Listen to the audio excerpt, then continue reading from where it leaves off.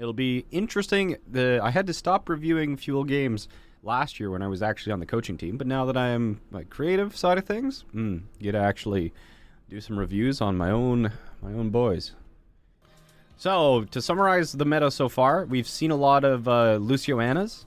We've seen for the tank lineups, we've seen a lot of Reinhardt and Diva, but we've also seen Reinhardt and Orisa. And when we've seen the Reinhardt and Orisa, we've seen Moiras, we've seen Baptistes, and then for DPS, in the first map that we looked at, we saw a lot of Mei and McCree, but then the next map we looked at, we saw a lot more variety, but very heavily biased towards the Mei and the Reaper. So Mei, pretty much a guarantee to have that. Sometimes they played McCree Doomfist a few times, and then it was Doomfist Reaper, right? There wasn't McCree. There was Doomfist Reaper the couple times that they played it. And the more interesting thing was that there was actually quite a bit of Brig, and it looked rather successful. So the things about Brig that we don't understand right now are the armor pack usage. The Mei walls don't seem to be very systematic right now. And then, yeah, those are kind of like the two big ones right now. Lucio's, we're looking at the playstyle of Lucio, but so far they seem to be just kind of like, unless they see big opportunities, like Big Goose got a lot of impact on Lucio, especially for kind of doing these dives with Space, who was absolutely popping off. But so still going to be looking at the Mei playstyles with the walls. The Divas, they're being hypermobile, controlling as much space as possible. But yeah, let's take a look at the difference between the playstyles here. Okay, so what are we starting out with? On the first map here, so Fuel is starting out with the teleporter, just to make sure they get people to the point as fast as possible, and then swapping over to the Reaper, and then Shock is staying with what New York was playing, the Mei and the McCree. Okay, so Fuel is also playing Crimzo on the Baptiste. So this goes along with what we were seeing Boston play as well as Los Angeles play, is that they were doing the double shield with Gamsu and double shield with the Orisa and the Reinhardt, but then when they played this, they were playing the Baptiste. So that gives them more sustain. With the Baptiste, you also get some of the more of the forward shield poke, but they are playing the Reaper. Okay, so in terms of the movement here, where's Shock going? Is Shock going to be taking the high ground, like right off the bat? So Shock gets here first, but they didn't have the teleporter, right? Ready for battle. Is that just because of Super's charge? 5, 4, 3, 2, 1. So Supercharge. Yes. Oh, Super! Look at that charge! Wow, that's big, actually. 5, 4. Like right off the bat, already impressed with Super. 3, 2, 1. So this charge, like look at this angle. Just to make sure that he makes it to the point super fast. Nice. It's the little things like that. So I was like, how did Super get here so much faster than like the Fuel tanks did? But it's because he did a very long full distance charge. Probably got speed boost in the middle of it as well. And really already, Fuel's not going to be going to try and take that high ground. So they're staying around this low ground here. I know this is not the worst thing in the world for the composition that Fuel has right now. Because they're very kind of like bunker-ish, right? They don't really have much ability to engage. They don't have that same kind of forward aggression with the Diva. They can't get around shields, they can't get above shields or anything like that, so they're going to play super safe, especially because Crimzo on the Baptiste. Like, Baptiste is actually a pretty vulnerable hero here. And then Striker is just going to be playing on this high ground. So this is going to be probably pretty challenging for the Fuel to actually take. One thing that they could do is they could push on the point and kind of underneath that high ground. That does lead them to be very susceptible to being dropped on, and doesn't really give their backline any point to stand on. But if they do try and like hold the point, they're going to get chipped away at. So this is kind of like a little bit of a rock and a hard place thing, and you already see that kind of Moth is just looking for them to try and contest this high ground here. So this is a really clean, well-practiced rollout for Shock. Everybody's in really good positions here. So they're going onto this high ground. So what's Fuel going to decide to do? They didn't get to the high ground. They're immediately backing off and coming from main here. Okay, so this is going to give them a little bit more of a straight line here. Decay is on the Reaper, which is going to make them have a very large disadvantage compared to... so yeah, the McCree Reaper gives them a pretty large disadvantage. The wall doesn't catch anyone. They drop in. Super drops off the high ground. Choi Hoban drops as well, and they're setting up a double angle already, so that's good. Where are we going from here? Yeah, Striker and Architect are still on the high ground. Try to get that pull. Did they break Super Shield already? So did they fuel? I'm just gonna say they instead of we, so that we keep it a little bit more impartial. But okay, so was it necessary for them to drop this early? Okay, so they go for the touch. The wall doesn't catch everyone. It doesn't really catch anyone because Crimso's gonna hop over with his boots. Okay, and then the wall on the high ground to make sure that they can't get shot from Striker or preferably Architect. But I think Architect's nade gets blocked here. But right now they're just Super's dropped off pretty early here. And his shield's going to be taking a lot of damage. Okay, and then Choi Hoban's getting forced out by Doha, and they push forward onto Super. So I'm not sure they probably should have waited a little bit longer. They only had Fuel only had about a quarter tick left on the map. Like they could have waited a little bit longer, or could have had their D.Va stall a little bit on the far side of the point before jumping back up. But wait, are Fuel still going to lose this? Trill charging out. Trill actually got Striker, okay. Okay, what is going on down here? What is this nonsense? Okay, let's go this. We already saw this. Okay, it's Super dead. What happens next? So they lost their immortality. Decay drops, so it's 5-on-5 right now, really. Doa has to get in. They suck Architect off the top ropes. Trying to get him, but Choi Hoban with the defense matrix chase after him. They do end up getting Architect. But why do they keep fighting down here? Oh, Moth is trying to stop them. What's Closer doing?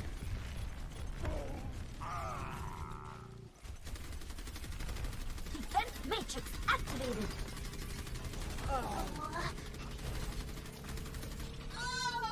Okay. So Closer was trying to be a little bit cheeky there. And chased way too far off the point, even though they had a very favorable trade. Like, they got the Reinhardt, they lost their Reaper, so it wasn't the most favorable of trades, but they did have the second shield compared to D.Va not having it. But they chased off, got split, right? So the wall split off the Orisa, Closer, and Trill all played separately. Okay, so next fight, Crimzo has his window, so that'll be an interesting one. They also got High Noon, which they'll probably be able to block off with wall. So both teams have an ultimate here that can be blocked off with wall. So it's going to be on the maze to kind of get good usage out of that. Want to be a little bit, so that's what I was worried about, is they've kind of got this set play from Fuel where they wall off the high ground. But this means that basically as soon as that breaks, Striker's going to have a pretty good option to drop his High Noon. And then Crimzo's probably going to want a window here. So Striker already sees that the wall is out, so he's dropping off the high ground with the High Noon right away. Everybody else is going to be taking cover, but they're speeding him. Yeah, okay. So let's go back. Let's look at Striker. Actually, let's look at Moth, because you'll see the amp speed boost here. So the wall comes out is going to come out too early here because they're trying to use it in order to get position without kind of having their backline get it forced out, but it seems like a pretty low value use of the wall. So there's the amp speed right there, right? So this is allowing Striker to make sure that he can find the angle, and then Trill isn't going to be able to get to cover in time, and he gets taken out. Simple as that. So on the plus side of that, Decay, Jesus, you're a monster. So on the plus side of that, it means that they still get the window, and looks like the nano was just completely wasted there on Choi Hoban. I'm not sure what was the point of nanoing them there, but you know what? We'll take it. Striker is coming back on the Tracer. A very interesting choice here. I don't think that's probably the smartest thing for him to do, especially against the McCree May. That's really challenging. This is an interesting play that I looked at earlier, where... Why did I look at this earlier? I don't even remember. But, so this is where the nano gets wasted. Right? And they're coming up here. And then Moth is like, hippity-hoppity, get off my property, right? And he's in this perfect position to launch a boop. And he actually gets it onto Doha and Decay. But both of them survive onto the low ground, which is going to make them have to drop here. So, unfortunate, but there's enough people on the high ground between Closer, Trill, and Crimzo to be able to knock them off the high ground. Or at least should be able to force them off. But yeah. So the one of the main problems, of course, with running the double shield is the fact that you basically open yourself completely up to Blizzard, which Sinatra more than obliges the Fuel. So take out Trill. Bomb takes out the Immortality Field. Slam takes out May. Well, knocks him down, doesn't really catch anything. Decay on the high ground. Moth is behind him. Oh, excuse. Is he gonna find it? Cease your resistance. Okay, Super's out. Crimzo's still here. Crimzo use window? I must have missed it. Yeah, he used it during that blizzard thing, right? So did this get walled off? Should be right here, right? Yeah, so it doesn't look like it was intentional, but Crimzo put the wall pretty much right where Sinatra was going to put the wall anyway, and it got no value. So it's not on the wall, though, so they should be able to break it. If they shoot the... Crimzo decides to try and go over it. Takes out the immortality, and they're still good. Okay. So yeah, the bomb prevented him from... Well, where was his immortality? Was Crimzo's immortality on the other side of this wall? Let's come this way. Oh yeah, so he skips the immortality field off the top of the wall. Gets taken out, so it doesn't manage to get Trill. That would have been a good one, it just wasn't quite quick enough. Okay, on the high ground with the High Noon. Now they're just barely keeping Gamsu up, because Crimzo's still alive. Sinatra gets finished off. Moth survives, but they drop the supercharger. Trying to do some pulls here. Break super, and they're going to get the swap here. I don't know what Striker wanted to do during that fight. What did Striker attempt to do here?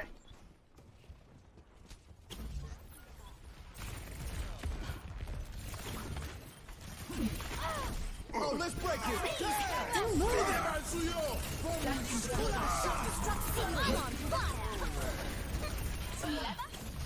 Putting in good damage.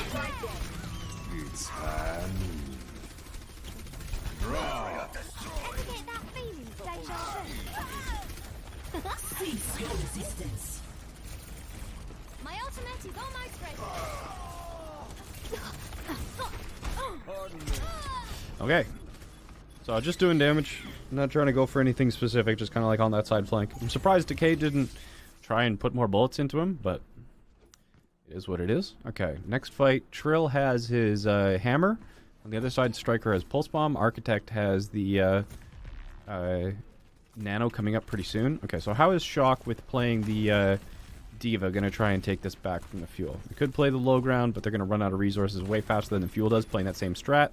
They got Sinatra walled off, but Sinatra protects himself. That's the kind of thing that I was expecting people to do, is kind of just send their Mei forward and then the Mei wall themselves off, or whoever went with them. But that Shock is so far, so this is kind of like the wall play that I was expecting to see more of the other teams do. But so far, Shock's the first one that's actually done it. Prince Yusha, thank you for the 280 stars. I appreciate it. Trill just gets utterly deleted again. The immortality field is just a moment to Decay gets slept. He's going to get taken out from Super, who got nanoed. Okay, so let's take a look at that pretty quickly, because Moth is going to go forward, right, on a pretty big speed boost here. So Sinatra goes forward. Sinatra's going to get walled off. Sinatra goes on the heels. Trying to keep Sinatra alive, because he still has his ice block. Didn't Sinatra still have his ice block, like, the entire time? Yeah, so he drops with it, but... And there we go to Moth. So there's the Nano. Really even didn't need anything other than just passive speed for them to be able to get onto Decay, who was slept. And of course, there's no defense matrix or anything like that to keep Decay alive. So, and then the Crimzo is dropping the window again. Oh, Architect with 2 sleeps.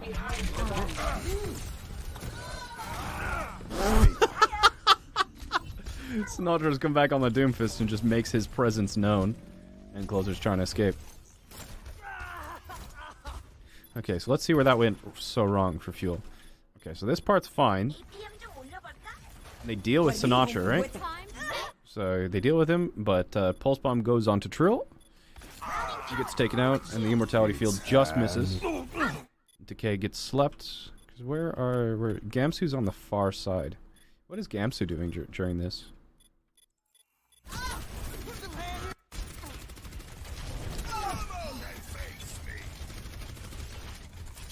My ultimate is charging.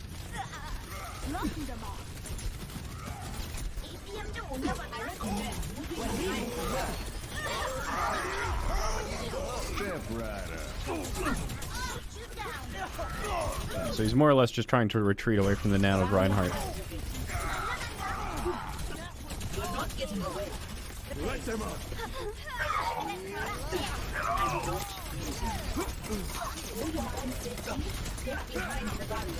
Man, the shield drop drops so easy. Get through this.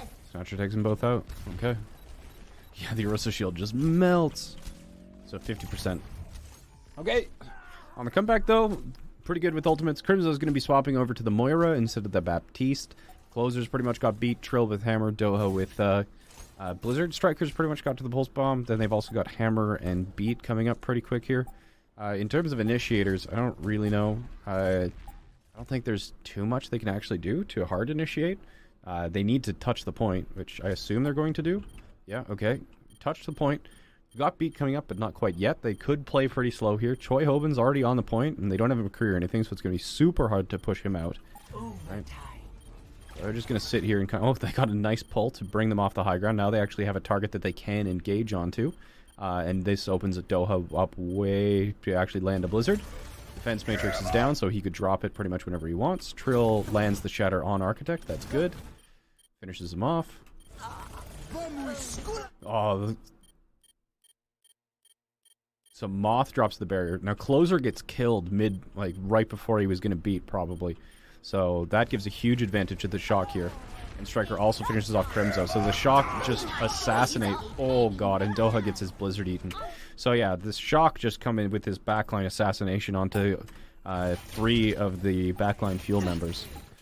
So that's rough. Alright, so we come around. Crimzo knows that he's there. Sinatra's there, comes in.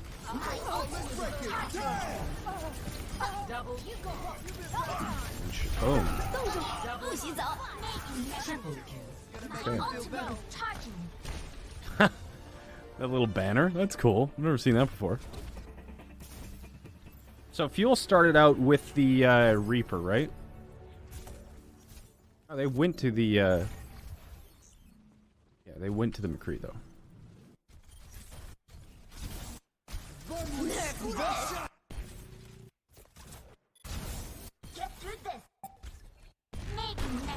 Yeah, so they were on the McCree, then went back to the Reaper, and then back. Okay.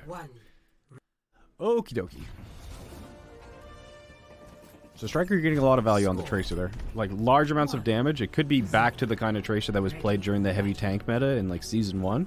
Or was that even pre-Season 1, where Tracers would just farm and then pulse tanks? Could very well be. 5, 4, 3, 2, Ugh, stupid maps like this. Okay, let's do this same thing again. Let's see where everybody is. Okay, Fuel's going for the high ground. Shock is taking position. So, the compositions that teams are playing. We've got the McCree Baptiste and the double shield again from the Fuel. This just seems like the objectively weaker composition compared to the things we've seen, whereas Shock seems to have the composition that's getting a lot of success. The Mei McCree, Reinhardt Diva, and then Lucio and Anna. Oh, what the heck button did I push? Okay, I'm just going to read some chat here. Hey Jayne, how comfortable is that IKEA chair? Been looking for a simple, comfortable chair. It's not bad. It's not the greatest thing in the world, but it's not bad either. You're back with some Chinese food? Nice. Mika says, hey Jayne, I have a question about Anna play. I'm in gold and I can't count how many times I've been playing Anna and gone to nano someone to throw a bio grenade and someone steps in front of them. Is that bad positioning on my part? Do I need to be telling my team to get out of the way? How can I fix this? Yeah, so it's usually going to be your fault. If somebody does step in front of you, right, it's going to be like, you know, Annas are usually playing on sightlines that give them pretty clear sightlines over their entire team anyway. But unless you've specifically called, like, you know, get a nano Genji, then, like, yeah, it's going to be common sense for people to just stand out of your way. But no, if you miss a nano, it's definitely on you. Yeah, Alina, good to see you this evening. Round 2. Capture the objective. Okay. So Super just checking, then sees the high ground. Okay, let's slow things down here. So where's Architect? Architect and Striker just in that backline there. Okay, so they're dropping right onto Striker. Or, sorry, onto Super. Slowing down here. Now this is where... No, it's... Okay. Crimson's in trouble. This is this ridiculous brawl. So, I remember this. I was watching this live. Get through this. Whoa there. The objective is now active. So Trill is keeping Doha up. Crimson just barely survives here. Now they're all in this corner, which is going to give Trill, like, Trill and Super are both kind of pretty happy to fight in this area just because they get so much cleave. All right. He's just going to directly charge in. And then after that, so Decay dies to Troy Hoban. Trill dodges Super, and then they take him out. Doha is still alive, and Trill's just going to be blocking from Striker and Architect at a distance. And they come back in there. And finish off Striker. Okay.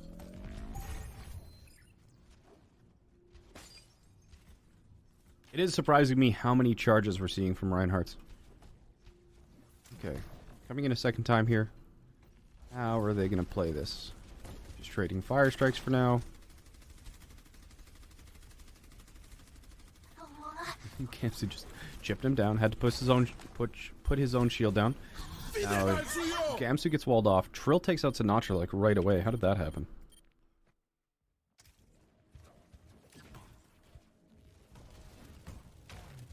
Sinatra's on the side. What happens here? Okay, so now Sinatra's already low. And then just a fire strike? Something else must have hit him at the same time. Oh no, fire strike doesn't hit. Bap? Must have been Bap. I wish you could always see like a damage breakdown of people who got taken out. But anyway, Sinatra again misjudging because he had Ice Block once again, right? So that's the second time Sinatra's died with Ice Block. Yeah, so they take him out. Second time he's been taken out. It's kind of funny that the charge misses because Moth booped him. Trill gets the pin onto Troy Hoban. This is already looking really good for the fuel. And Moth is going to get taken out momentarily here. There we go. Architect's on the high ground. He's going to escape probably. Same with Striker. So Striker and Architect both playing super, super long range here.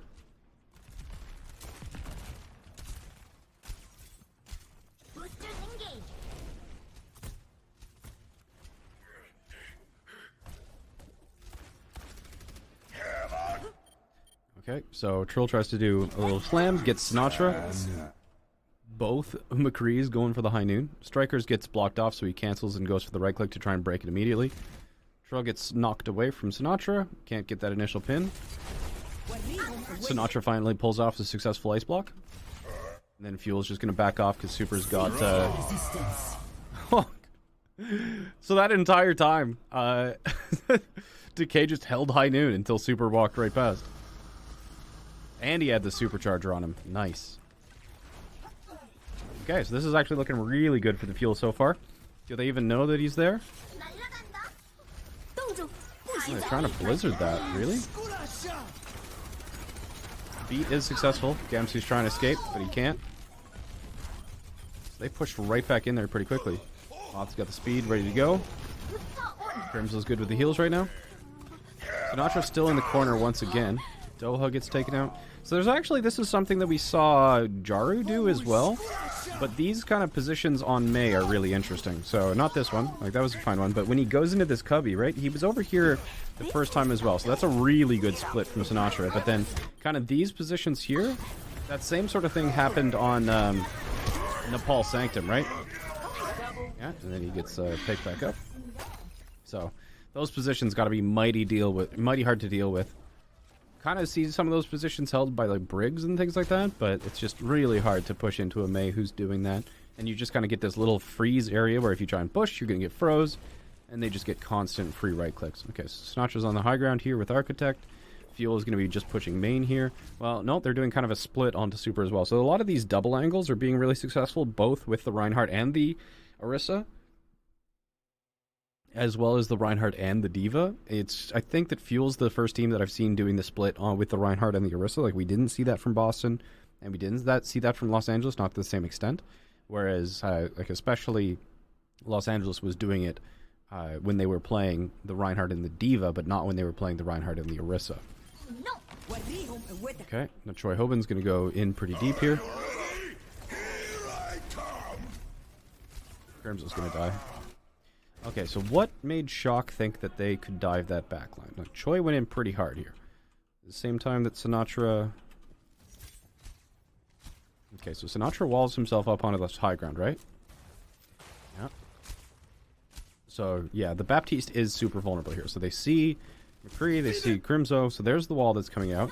What's Sinatra gonna do? So they just push right through it, and who do they nano? They nano Super, right? And then Sinatra's right in the background. Crimzo gets the immortality field down, and Choi Hobin's there with him. They can't save Crimzo, he gets booped as well. Hey, Crimzo's still alive? How did they miss that? Unlucky. Surprising Crimzo lived that long, but a really good kind of deep line engagement. And without kind of a diva of your own, there's not really much way for you to save your, like, unless the entire team peels right there. That was just like a really, really aggressive dive. I want to see more of this. Because Super was the one who got nanoed, and Architect's on the high ground. Right? Okay. So here, Choi Hobin's just going to go crazy, goes after him, trying to Matrix. Are you ready? Now, hold on. I guess the idea here, who does Super go on to? I bet you it's Trill. I bet you he just turns around. Yeah. Yeah, so this is the plan. This is the shock special.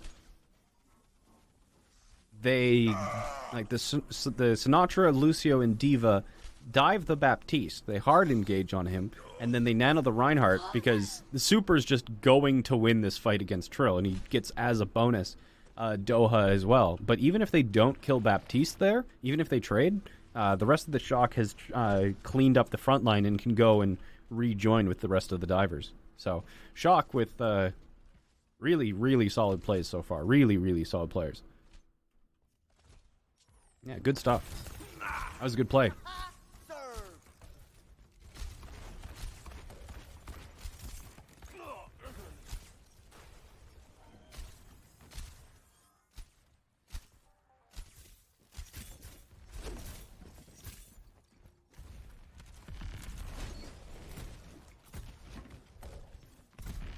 Okay, Fuel going to give this another shot. They're at 81%. How are they going to play this one? They've got 3 ultimates, and Shock has the... It's high noon. Shock has Bomb and High Noon.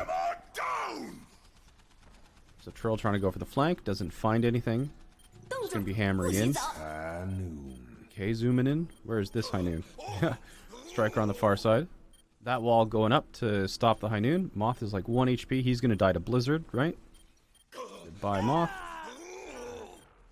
And Gamsu pulls Super back into the Blizzard. That's also a really good play. Decay finishes him off. Strikers canceled the High Noon. Well, he didn't cancel, he actually fired, but Decay had Gamsu's shield, who hid in the little cubby there.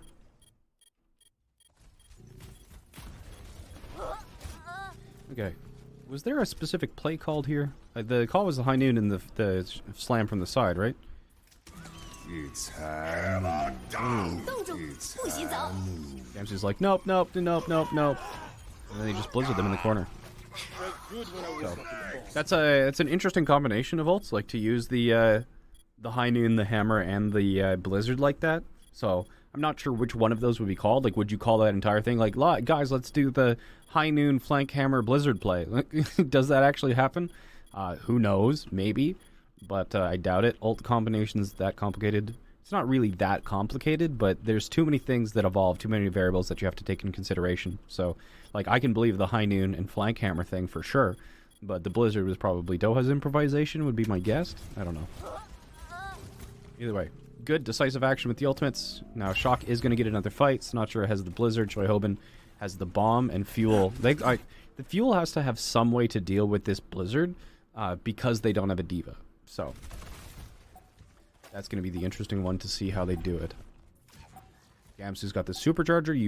You're damn sure that one's going to be coming out pretty early in the fight. Probably going to drop it right at that corner where he's standing. Yep, there it comes. Okay, so they push in pretty hard. Just coming from main. Gamsu's just going to drop the shield right at that front there. And then go against Super. They're healing him up. Kay's frozen. Gamsu's frozen. Blizzard gets taken out.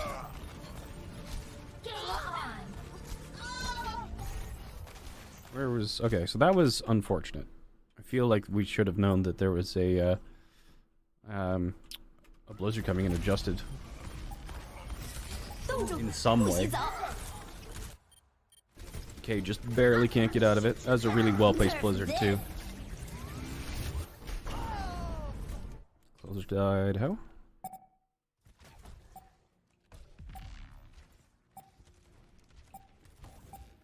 Cease your resistance. 冻住，不许走。Nerf this. Unfortunate. Just gets caught out. Finish off Doha. Okay, I'm going to look at it one more time just to see if there's anything they really could have done. So they finish off close here. Decay is on the high ground. Crimson uses his boots to get on the high ground as well. Decay rolls off, but he's still got speed. That's fine. So they're out of that.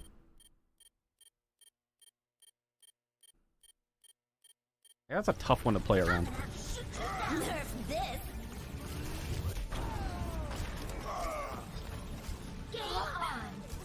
Did they go all the way around? Cease your resistance. 冻住，不许走。Nerf this. Oh, they came up from underneath. Okay. So I don't think Troll saw that one coming because they dropped underneath. Or did they get pulled by Gamsu? They probably got pulled by Gamsu. Okay, coming back though. Hopefully they can make something else happen with the window barrier. Super's got the slam. Architect's got that nano as well. I wonder if they're going to do the same thing. Probably not. Like, they've got the ability to nano Super in here. Probably going to do it. Yep, there it is. Okay, so Trill's in trouble. I have to try and heal him up. So Slam is going to get blocked by Trill. That's really nice. Still has survived thanks to the barrier. Okay. Slam finds two. Nice work from Trill. Decay takes out Sinatra, who's the last one really causing any problems. Super's really low. They should be able to finish him off. Yeah, and they retake. 99%. Okay, they win. It's high noon. Okay. Nice work from Fuel. Let's look back at this fight, though. Okay, so coming in here, they do get split, right? And what ultimates do they have again? They have Window, and they just about have Barrier. Okay, so Doha also gets a nice wall to try and prevent them from doing more damage, and Closer gets a boop off. Trill is still in trouble. Gamsu also gets a pull, so they used all three of their abilities really quite well to try and delay Super from dealing damage. Doha is getting pinned, but it's right after Closer drops the beat, so Doha survives. Super again tries to slam, it gets blocked by Trill. So yeah, the reaction that Fuel had to getting walled off there, especially against a nanoed Super, was really quite good. And then Trill's boom. Lands two. Decay wins the duel against Striker. Decay finishes off Sinatra. And then from there, it's kind of donezo. Closer's going to finish off Troy Oven. Eventually.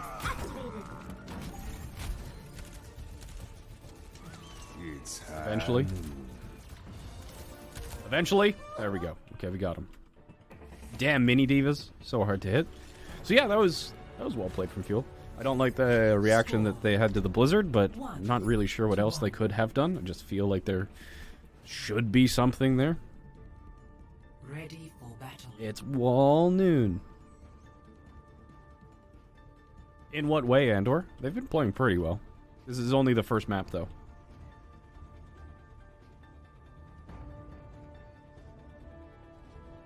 Hello, Mitch. Oh yeah, Atlanta's still a good team. This one we get to do Skybox. 5, 4, 3, 2, 1. Okay, let's see your rollouts. What do we got here? So we got Shock playing Standard and Fuel playing, well, their Standard. They're playing the McCree instead of the Reaper, so both are going to the jump pad. Okay, so Super's made it there first. He's going to be guarding it. Anybody going to be playing around the flank side? Probably not. Trill almost dead. Let's flip back here. Okay. Doa still trying to get some freezes. Trill actually gets Sinatra. Did I miss that? I missed that for sure. 1. Let's come here. Okay, so do they try and do a shield flash on Trill here? I think that's what I saw. Yeah, so Striker just goes for the flash above the shield and then fans the hammer on Trill. Okay. And then Gamsu does a pull pin. So we saw that come from Los Angeles Gladiators as well. But Fuel does it as well. So that's the first time we've seen the Fuel do a pull pin that I've seen. Maybe that's been explaining the number of pins that we've been seeing, and I just haven't been paying close enough enough attention. So yeah, Field barely survives with Trill on the Flash fan. Does survive that. It would be a lot easier to survive that if you had a D.Va, but I'm not going to say anything about that. And then they get the pull pin after that to turn the tides. Okay. Gamsu's already up, spamming away. Yeah, Architect is a pretty big beast.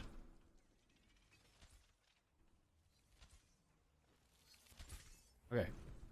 Let's go. They're coming back. No ultimates, so this is going to have to be a dry fight, which I'm sure Fuel is totally happy with. Probably not going to play that quickly because they want to get as much ult charge as possible. Nice fire strike from Trill, getting some extra ult charge.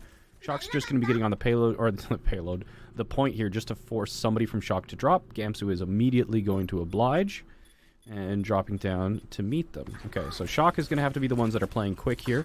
Gamsu doesn't really want to move fast because he's got control of the point, and his shield goes so quickly here.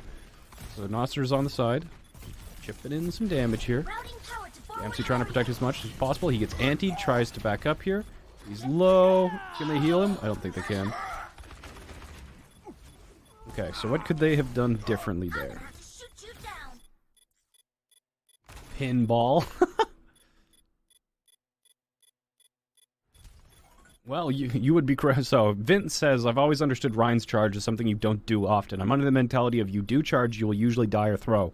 Well, so far, that mentality hasn't exactly been far from the truth. We've just been seeing a lot of Reinhardt's charging and dying and throwing. So a lot of damage here. And where is Architect? So, Architect is buttons. Right here, right? So, Architect is going to land an anti on Gamsu, just like straight through. Right? So... and they get pushed back. Nice wall off from Sinatra as well. So Gamsu can't get out of here. And where is... this is at the same time that Choi Hoban goes for Crimzo. So even though there is this tiny little gap right there that could have been used to heal... yeah, and Crimzo's not getting any help with the Baptiste. What is Closer doing during this? What is Closer doing? That's the button I'm looking for. Okay, so after this kind of anti and the wall on Gamsu... what are the reactions here? So trying his best to heal up Gamsu here. Making sure he's above him so that his aura is touching. Trying to just get a little bit of damage on Gamsu. Oops, super away. Backs off and gets slammed. Okay. So. Yeah, Crimzo's just going to get bullied by D.Va unless they can actually do anything about it. Okay. Okay, so the retake... they've got 4 ultimates now, so that should be pretty decent here. How are they going to do it? The Shock are definitely going to be taking the high ground, at least with their backline, Striker and Architect on the McCree and the Ana. Now they've got Sinatra on the Tracer instead of the Mei again. So this time, so Crimzo's pretty much had it with Choi Hoban going after him, so he's now onto the Moira. And this is going to be pretty much the opposite of what you saw last time. Except Sinatra on the Tracer is going to be trying to pick at them on the flanks, I assume. Or maybe he's going to be doing the same thing that Striker was doing in farming tanks. But either way, the Moira is going to give a lot more solo survivability. There's Sinatra with the Nano. Who is he going to be going after? They're kind of just backing off here. Sinatra's not going to get anything with that now. And then gets booped by Closer into traffic. Okay. And Decay wins the duel with Striker. So Hammer does finish off Doha. High Noon's not going to find anything. Architect's in the middle. Trill doesn't find anything with his hammer. Countercharge with Super is going to be putting him on the ground long enough to actually finish him off. Moth's going to get flashed and taken out. Choi Hoban still gets Decay. What is with Divas and being ridiculously good? Okay, Sinatra's back. He's going to try and stall the point a little bit longer. Recall's going to come out. Is he going to touch one more time? If he does, he's going to die. He does. And it's back to the fuel at 45%. Okay, so Super's back on to Reinhardt. I saw the switch. I assume it was onto like Ball or something to try and contest. But Sinatra's staying on Tracer. Everything else is the same. Yeah. Okay, so still a lot of ults for the fuel, but let's see if they can do this differently. It's going to happen. The Shock are going to do it the same way. It looks like Choi Hoban's going to be trying to touch the point just to trigger this contest even earlier. Is it going to be Gamsu who drops once again? Actually, the entire team is going to drop this time, and this is going to put Sinatra in like a really good place. In order to just farm a ton of damage from behind him. He's almost at the pulse bomb too. Trill gets knocked, or was it the speed boost from Closer that caused Trill's charge to go farther? What was that? Let's go. Now they're on the high ground. Troy Hoban's going to contest, and then he'll drop. So what happens to Trill's charge here? Cease your resistance. Get through this. Was it just Closer on speed? Easy. Yeah, so it was Closer on speed that made Trill misjudge his charge, so he hit the post instead. Gamsu's going forward. Moth's super low. They do manage to get him. Striker's high nooning. Gamsu's going to back off behind his shield. Trill shields that as well, just to zone it out. Does Moth have speed? Oh, so they're doing a speed and a bomb this time. So Fuel did a speed and a flank shatter. But Super's going to charge in here. Not find anything. Okay, Super's in a bad place. The Super should die, 100%. Architect's trying to sleep. Sleeps Gamsu. Okay, so Super is down. This is still looking good for the Fuel. Gamsu's in the middle. Is he going to survive against Sinatra? Yes. Sinatra's going to have to back off here. And that went pretty well for the Fuel despite Trill's charge hitting the wall. So good initiation there. Good little block. And then they turn the corner with the Supercharger. Yeah. Good little decisive play from the Fuel.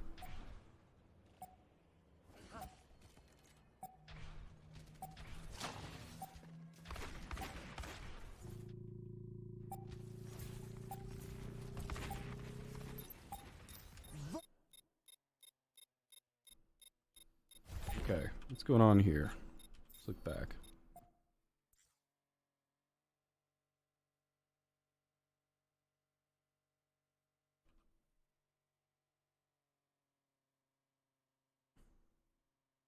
Okay, so Fuel's holding up a little bit closer here.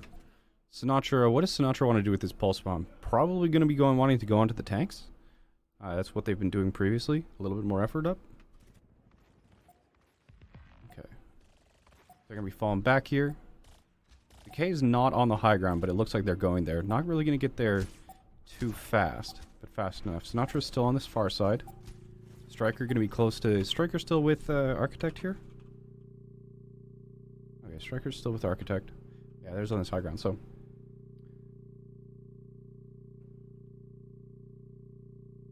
Yeah, like, there's, doing the same thing again. So, the Fuel reacted the first way by just dropping Gamsu and try and keep the rest of them off the high ground with Trill. And then the second time, all of them dropped and used the Supercharger on the side, right? But this third time, I'm not sure if that previous drop was because of, like, they had ultimates, but this time they don't really have anything to go in with any sort of advantage, right? They don't have the barrier because that's matched. They have the Blizzard, but it's going to be really hard to force that against a Diva, especially. So this time, everybody's going to drop again and be pretty aggressive here and actually go in all the way with beat. So that, as soon as Moth drops his beat in return to this, which should happen or else Super's going to die, Fuel should also back off. Or they stay in and wait for the Troy Hoban's Matrix to go down. So Moth beats this. Super actually splits off. Trill does get bombed, and Crimson's with him. So the Blizzard doesn't find anything. Moth is in it, though, trying to escape. Oh, no, Moth gets taken out. Okay. It's high noon. Draw. I'm unstoppable. So this is this Striker just pops, right? So the one cool thing here is that Fuel isn't being nearly as passive or defensive as they would have been kind of last season. So the first time we saw them play pretty passive there with Gamsu just trying to stall out, it didn't work. The shield of Gamsu got completely destroyed, and they got antied, and then he got walled, and then he got taken out, and the team got split. And then the two times after that, they were extremely decisive, and both times decisive with ults, and they actually won it. Or they won the initial engagement after this, so even though Super's going to get taken out here, or does he? I'm sure he does. Yeah, he does. Okay, so Doha had to drop out of ball, or out of block. That's no problem. Okay, so what's this play from Striker? Oh, that's where he just rolls in headshots. Wow. I need a healer. I need a doctor. This one's mine. Goodness, because Decay, like, Decay just got immediately one-shot by that. The Nano of Dreams. Draw. He was 1 HP and then just gets... That's so unlucky. That's so unlucky. And then Doha, who had to drop out of Ice Block in order to finish off Super, gets taken out. Trill is still going to survive because of Coalescence here, but they have to back off. Yeah, because they don't really have anyone who can test Striker because they don't have a Diva, right? They're playing with Orisa. Gamps is going to be coming back on Ball. Trying their best, but Trill's going to get pushed really hard and just destroyed. Yeah, a lot of damage from Striker and Architect together. So Gamps also going to have to just get out of there and swap.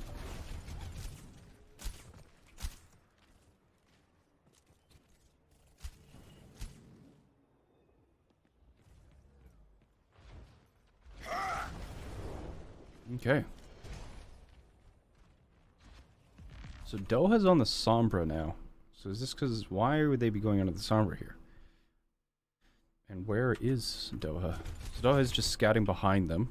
And then... Okay, so we have a little bit of a change here. Trill still has the hammer, but that's pretty much the only thing they have. And that's not a guaranteed ult or not an initiator here. Like, unless they can do some sort of flash hammer. But that's going to be very, very situational. Like, anytime you see a flash hammer, you don't ever go in and be like...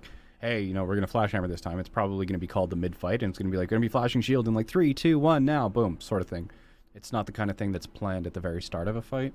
Whereas Shock, they have the hammer coming up. They have the bomb as well, which it'll be interesting to see how Choi Hoban's using the bomb. He used it offensively on the last map. I don't remember how he used it on the first one, if he used it at all. And then Sinatra has the pulse bomb, which will probably be going on to Trill as well, because they're just... really enjoying just bombing the hell out of tanks and putting a ton of pressure on the supports. So, let's see what they're doing with this. So, what is Doha? Is he going to try and get Super to drop and then hack him? Is that what they're going to be doing? Doha gets decloaked. Do they just spot the Sombra change and then turn around and shoot there? Or does something give him away? Why does Choi Hoban decide to look there and start shooting? Yeah, so they know. Yeah, Choi Hoban knows. Spy check! Got him. Okay, so good on Choi Hoban. Really good on Choi Hoban. And I assume Sinatra was doing the exact same thing.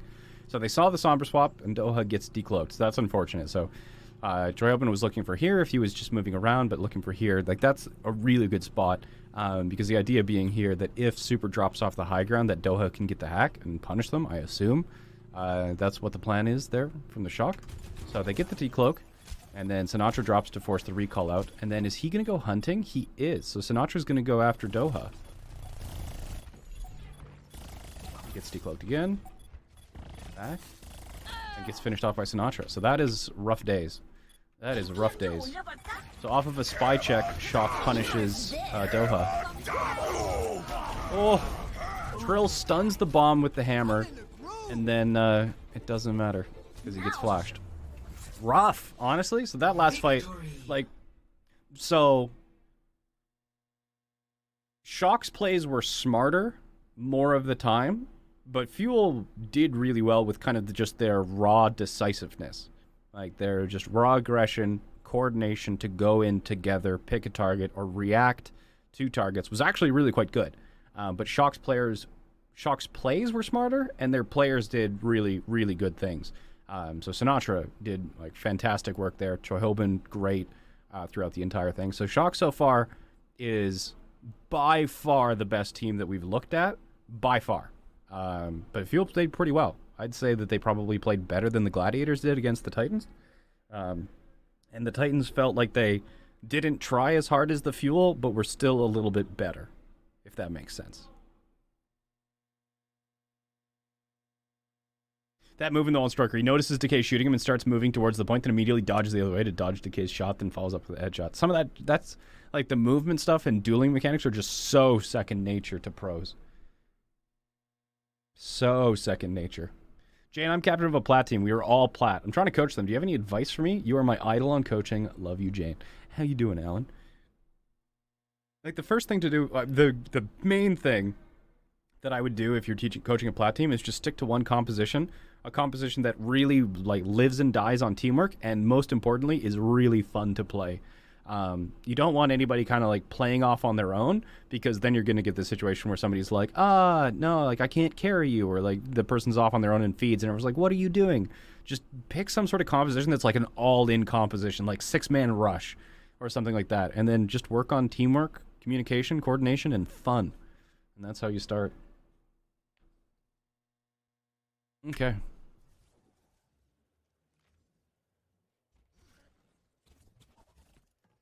San Francisco Shock wins. Okay. So Shock did deserve that win, I would say, but not by a lot. You know, Fuel definitely could have won that super, super easily. It was like that nano onto Striker was, yeah. But then after that, the decloak onto Doha and Sinatra clinching that off with the duel in the background. Yeah, that was a good play. That was a good play.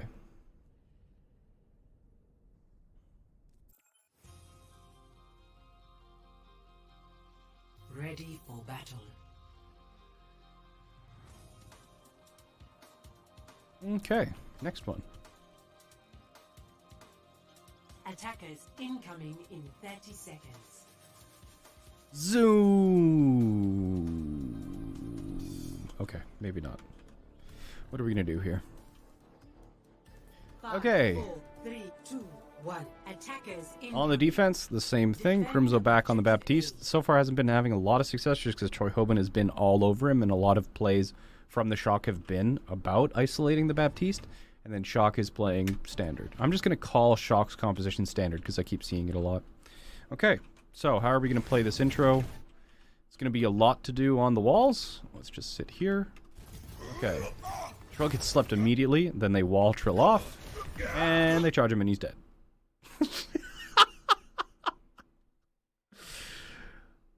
Unlucky. ready for battle. 5, 4, 3, 2, Okay. 1. Attackers incoming. Defend objective. A. Architect with those damn sleeps, eh?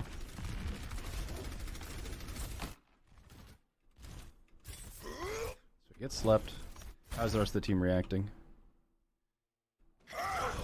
Trying to get around. Doa gets the counter wall just a little bit too late. Tries to freeze him off. Backing off, but really without the Reinhardt and no Diva, that's a rough day. So they're going to be going inside onto this high ground. Are we able to touch? Nope. Objective lost. Valiant effort. Like The payload. I like the fight in the Fuel, at least. You know, that was a really kind of like a bad break, but even though they regrouped and tried to go in through the high ground and try and dive on the point. So it didn't work. They just barely didn't jump on, but solid effort. Trill gets a kill. Revenge on Sinatra. And revenge on Super. Easy. Easy clap. That's basically worth the point, right? Okay. Snap, crackle, pop. Where are they going to give this another shot? No, it was not an intentional sleep. Architect just throws sleeps out. A lot of his sleeps are intentional, but he also just throws them out quite aggressively, quite often. Okay, so Decay is on the high ground. Moth is there too. Trill automatically drops. Gamsu drops off on the second time. So this is the similar thing that they did on Oasis University, is that Gamsu and Trill kind of held off angles like this, so Super could only really shield one of them. You can see how Super's like forced really far back, right? It's the only place that he can try and shield against both of them, and Gamsu's just in there, right? Striker unfortunately takes out Closer. Decay's in there. Sinatra landed on the drone, finishes it off.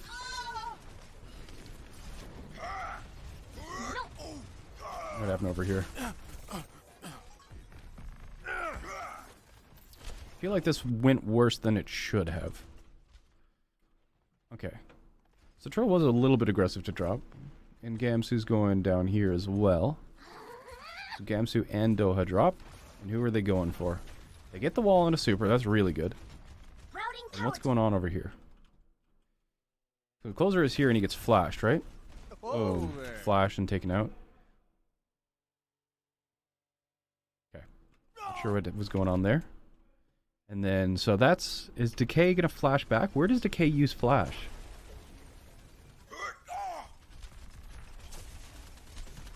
Where does Decay use flash? Oh, he used it really early, did he?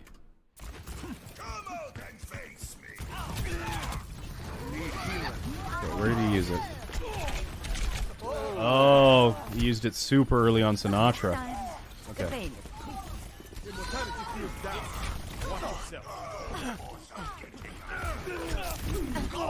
So yeah, that's Sinatra saw that Decay used flash and used that as an opportunity to go way aggressive on him, because I was like, why is Sinatra just right in here in flash range and just not giving a shit about Decay? But yeah, the kind of like 180 flash attempted to be used, gets taken out. And how did Super survive that? So Super's here, he's low, Moth is booping Troll away, Architect's not there. I kind of... Where is yeah, Doha's just freezing. Okay. So, could have been a little bit more aggressive. I feel like they could have had it, but with just that little bit of stabilization, that's going to be enough for Shock to push it back in their direction. So, Fuel didn't stick to their guns and keep that aggression cranked to 11. So, that seems to be what's working out. Kind of going ham on the Reinhardt there.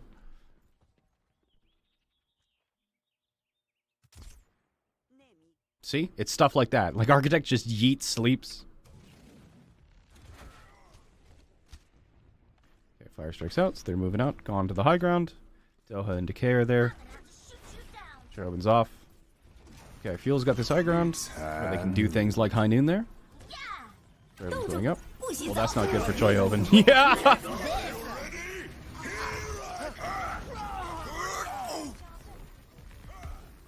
That worked out really well for Fuel. So they just sat up there with the High Noon, and then Choi Hoban tried to go for him with the Defense Matrix and ran out of it, like, right as Decay popped. I think this was actually...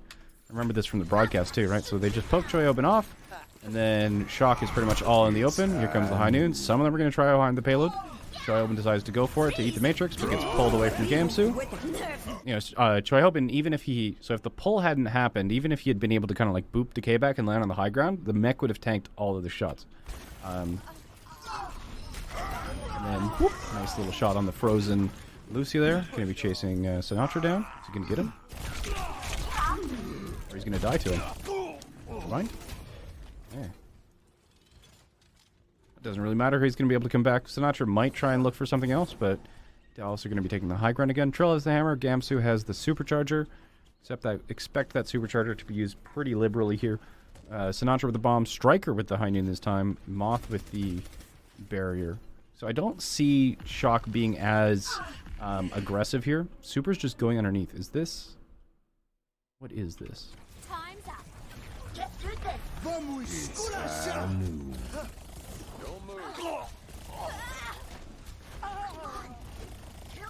Okay, so I absolutely, you know, that from Super, that looked like bait. It looked like bait, but it also looked stupid enough not to be bait, which I guess is the best bait there possibly is. But, like, you're going specifically underneath. Is this what they're going to be using to get the fuel to drop and then use beat on them? So that they've all kind of hard engaged and dropped off the high ground? Okay, so because Super's just like, la la la la la la, and then, you know, they see this, and obviously you're going to engage on that, because that's just... I mean, that's free lunch. So they go. The pulse bomb misses. And then Moth is going to drop. He does. So the wall goes out, but Moth still manages to just moonwalk it over the edge and get Super up. And then Decay takes a lot of damage from Sinatra's clip and then gets finished off by Super. And Striker finishes off Decay. Cancels it out and fans. So... And how did they not get Super? It was just because of the barrier, right? Were they anywhere close? So they tried to pull him. And where is Decay? So Decay goes all the way over there, right?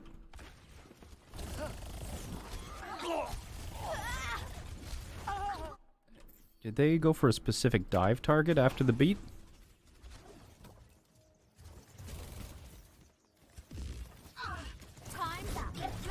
Okay. It's So who is the dive target? They're just protecting for now?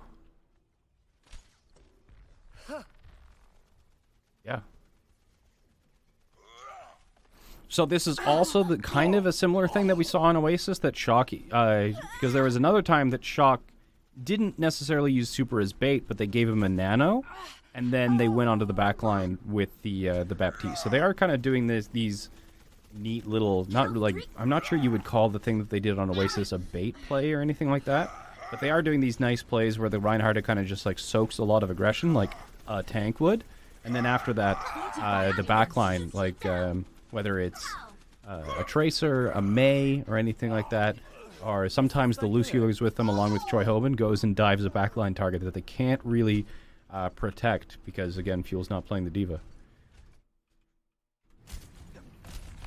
So that was a solid play. And they get the cap. And then it's going to be like 5 minutes, right? So 5 minutes.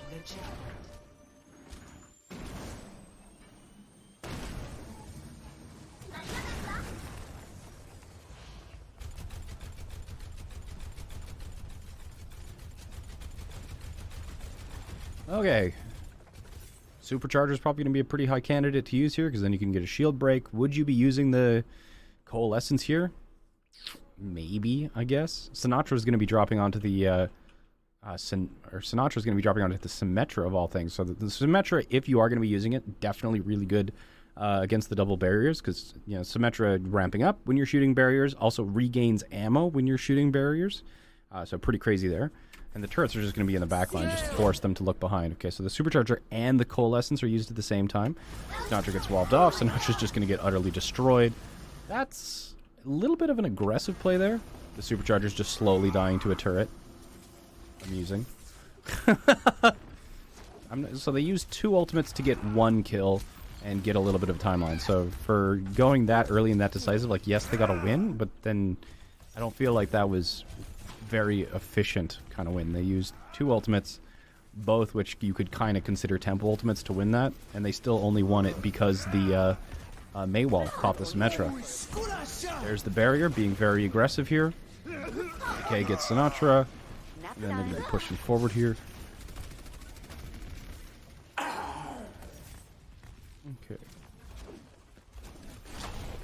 It's probably like they're winning and they're getting they're winning with ultimates as well, right? But they're winning almost too quick, especially when they have a lot of time to burn here. Like, winning is not bad, but you know, if you really want to get some value, like this is pro, you need to be winning.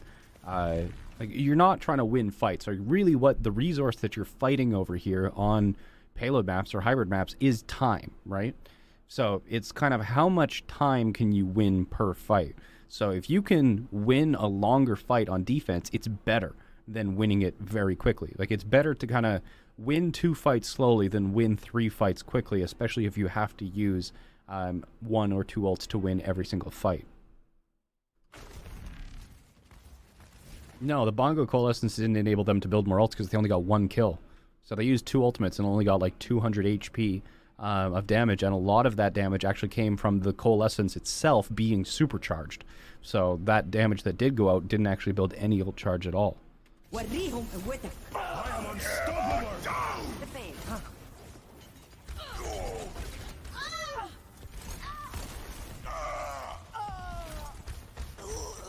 Okay, let's watch this again. Okay.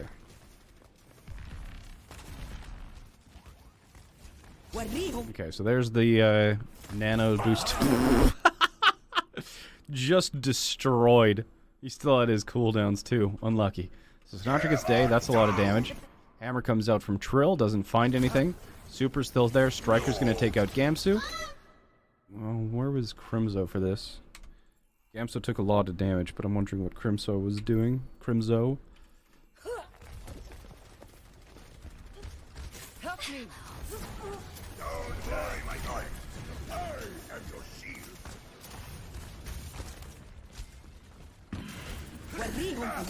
I am unstoppable. Get into position. Yeah.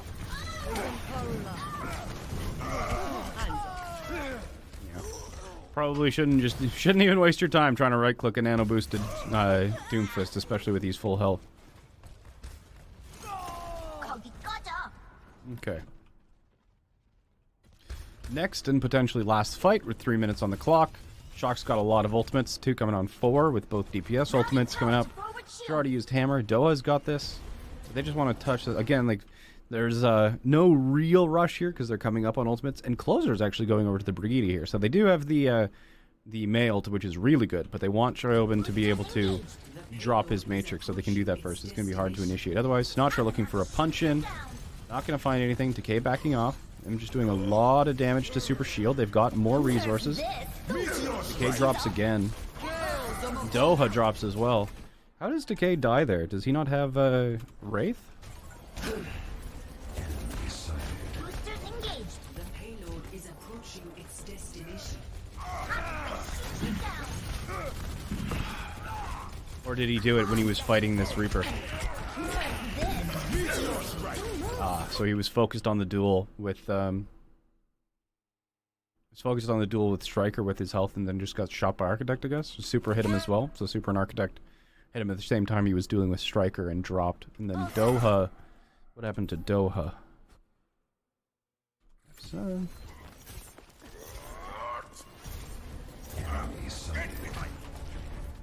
looking for a wall. Doing it, so he's just going back to right click. Come in here.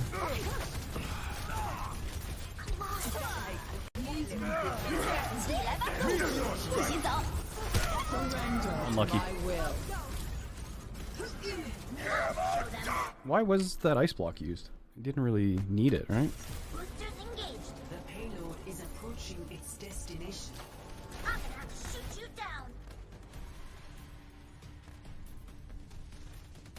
down. I don't know why Doha ice blocked. And he gets hit with the fire. Oh, just barely jukes the fire strike. Okay. So both fuel DPS died because unlucky. Closer's trying to duel Sinatra. Off gets 2. So both teams for the very end swapped the Brigitte. I'm gonna finish him off. Okay, so let's watch the Brigitte plays. Okay, I'm gonna watch the Brigitte plays to the end.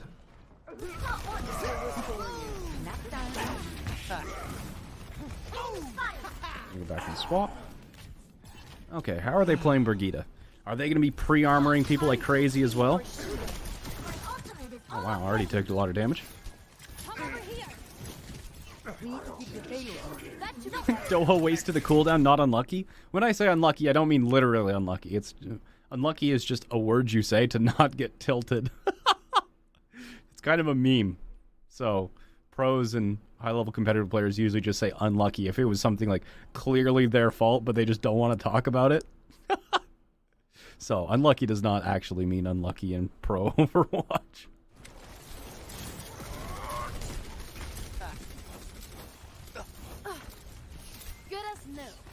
So they are pre-armoring. Well, pre-armoring both of them before the engage. That makes a lot more sense because the timing between that engage was way shorter. Moth gets taken out. Really close range to the Reinhardt. Can't really do that.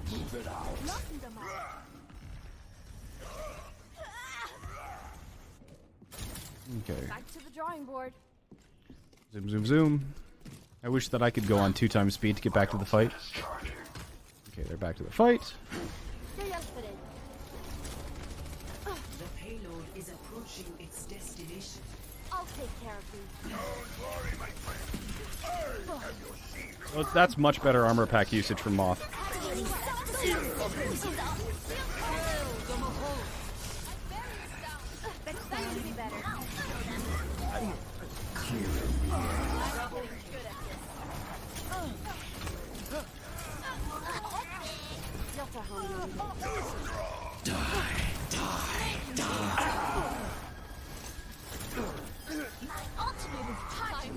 Okay, a much more defensive playstyle with Moth, and I really like the armor packing with him compared to who are we watching that was doing Slime? Slime like picked it up at the end, but when he was first on Brigitte, he was just like armor packs for everyone for like no apparent purpose. Okay, and now we're gonna watch Closer's Brigitte, just because I want to get more knowledge on the Brigitte picks. Okay, how is Closer doing this? There's the pre-armor.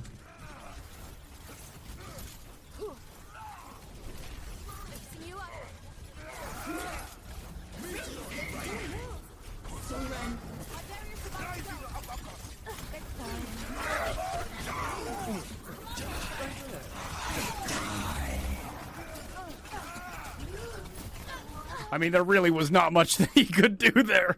That was unfortunate. Yeah, he just got bullied because there were no DPS left. Okay, let's keep going. Next fight. What's up with the audio? What do you mean? What's wrong with the audio? Oh, is it switched to the right side again? Why does it keep doing that? Did that sometime last time as well. Let me try and fix it for you.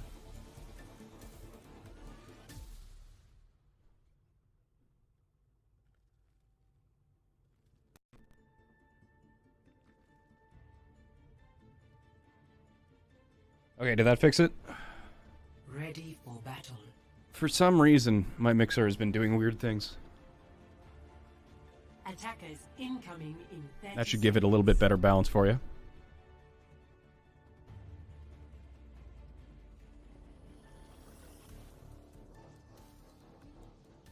Five, 4, 3, 2, 1. Attackers incoming. So I don't know what it is, but like... End objective A.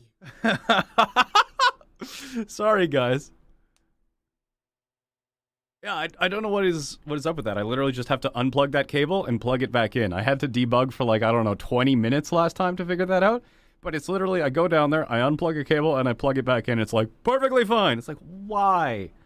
Audio is the,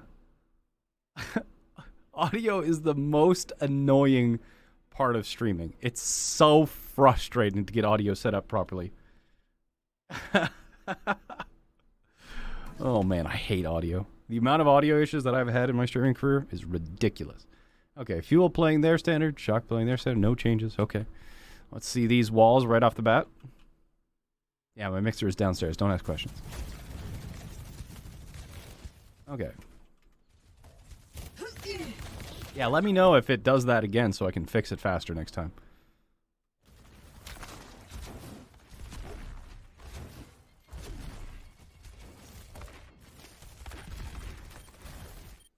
I'm just autopiloting. Let me actually talk about what the hell's going on. Oh, here we go. Okay. So, what's the plan here? Attack immediately. Super's playing really far back here compared to how Trill was. So they'll probably just rotate in around the left side. Gamsey takes the hit, but that's fine. They're still good. But, I mean, you're not going to follow up on that anyway, Sinatra. Like, I guess. Good. They're moving forward. They know that Sinatra doesn't have a wall. So they can probably try and get one. They get one there. Okay. Where is the rest of the team, though? So Architect's already way back there. He's trying to rotate. Charge misses. Charge gets flashed. Oh, he was in the immortality. Okay, finishes off Architect. Finishes off Sinatra. Yeah. I wish there was more to analyze in this fight, but a lot of these are just brawls. Like, there's not a lot of setups. They just go forward, they use their walls, and then they fight. Like, there's a lot of little tiny mechanical plays here, but really the thing to do is watch the guys who are making the mechanical plays. There's not a lot kind of strategic or tactical happening here, right? They rotated to the left because Super was holding a little bit far back.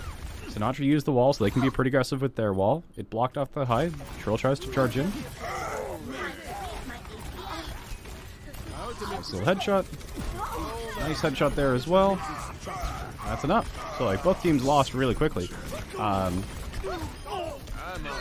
Yeah, more or less the Fuel lost the first point quickly because Trill got slept, and then Shock lost the first point quickly because Sinatra used his wall early and Decay clicked heads. Like that's pretty much the depth of analysis that happens on some of these fights. Objective lost. Stop the payload.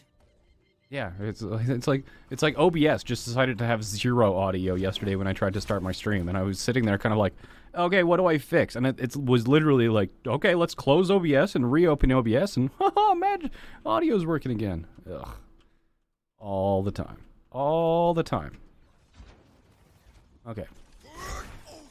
Okay, so Fuel on a hot and dandy pace here. The wall just to make sure that Trill can stand back up. Joy Open's dropping. Yeah, Decay is a god. It's pretty ridiculous. Okay.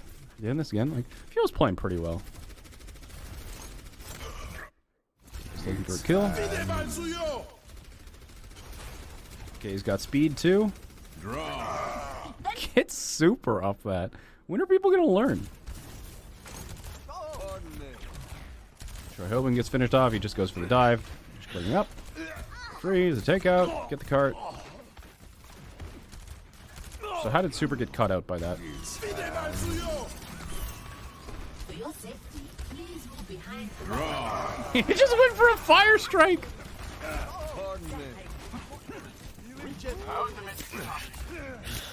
I need a doctor. Oh no! I mean, they're gonna get him anyway, and it matters exactly 0%, but it's unfortunate. Yeah, Super Super must have been pissed at himself for that one. Okay. Architect going for the sleep. Crims was just pushing it. He can retreat to the high ground with his exo boots. The most expensive fire strike ever. Yep. Crims was just retreating. So we've got this high ground. There's the wall. Sinatra get Nano just a moment too late. I think he would have killed Closer if the Nano had arrived earlier, right? I mean, let's take a look at that. Go in. So he's going to go in on the side here. Right now. Nano comes out late, right? I got the uppercut, but not the actual seismic slams. Full damage. I'm coming for you all. Step right up. Okay. Sinatra gets frozen. Survives because of Choi Hobin. He's going to be dropping it down into the Immortality field. Our Immortality died to Super's Fire Strike right before. And they finish off Sinatra. Nade kills Decay. Okay. Is there anything to really talk about here? I'm coming for you all. Meteor strike.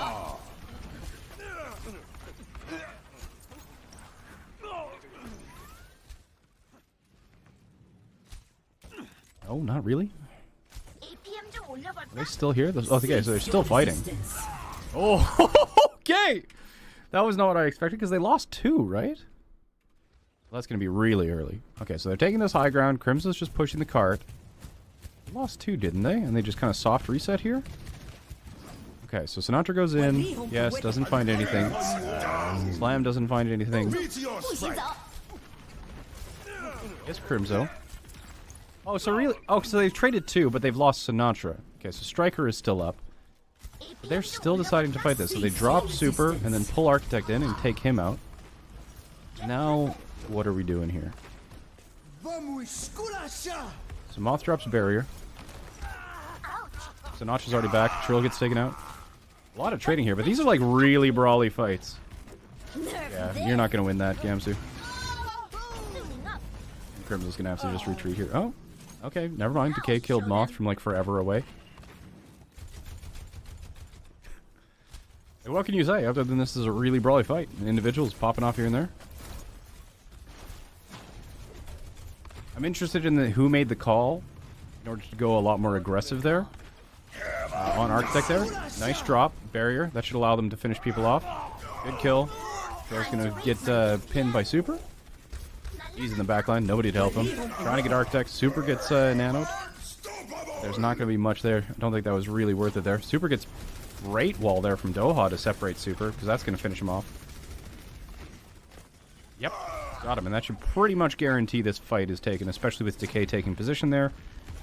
Are they going to be able to touch? So the High Noon comes out. Draw. Takes out the mech. Gets Sinatra as well. Yeah, so this is just a contest. Not a big dealio here. Did you get a boop? Yeah, I did manage to get a boop on Gamsu. Okay. Third point. The big question here on the third point is, are we going to see Brigidas? That's the question of the hour, for me at least. So at this first point, we'll probably still say Lucio's.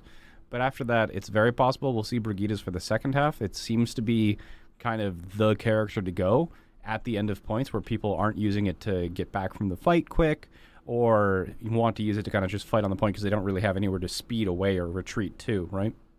So maybe not switches right off the bat, but after that, we'll probably see Brigidas. There's just a random Moira orb here glitched. Got it. Okay, Sinatra's going to back off here. So they're pushing. Shock is switching over to more. Okay, so this is going to be... This is the first time we've seen Sigma, actually. After three matches, this is the first time we've seen Sigma So the switch from the Diva over towards Choi Hoban on the Sigma, I'm going to assume is just for primarily the higher damage here. So it's interesting that they're going to be giving up, like they give up the defense matrix, but they do gain Choi Hoban's black hole, which can still eat, and then they're going to be gaining also a ton of damage. So Choi Hoban, like Sigma, does a lot of damage, especially a lot of damage to shield. So that's going to be putting a ton more pressure onto the Fuel's shields. And then Sinatra's going to be on the Doomfist, so punching in, probably just going directly onto tanks, or going for that backline if they do get a nano. I don't think they're going to be going, like, without Diva's defense matrix, without Zarya's bubbles or anything, it's probably going to be dangerous to kind of like, just dry initiate on a backline there. And then Striker as well with this Reaper damage up close. So they're just going to tear through Fuel's shields. Okay. So yeah, I would expect to see Choi Hoban's primary focus be rocking any flankers, and then just focusing his left clicks on the shield directly. Okay.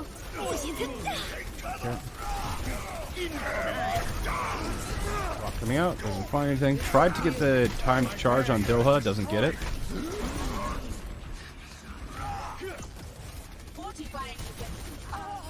Tech does drop. Not before they finish him off. Okay, so I'm going to keep watching Choi Hoban, just because that fight was really quick. They pushed in. That Moira orb is still there. My ultimate is charging.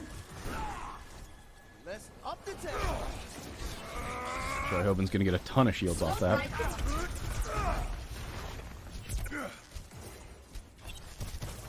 Just trying to get that early shield damage in. Sinatra's on the flank. We'll look at Sinatra first here. Got the super down.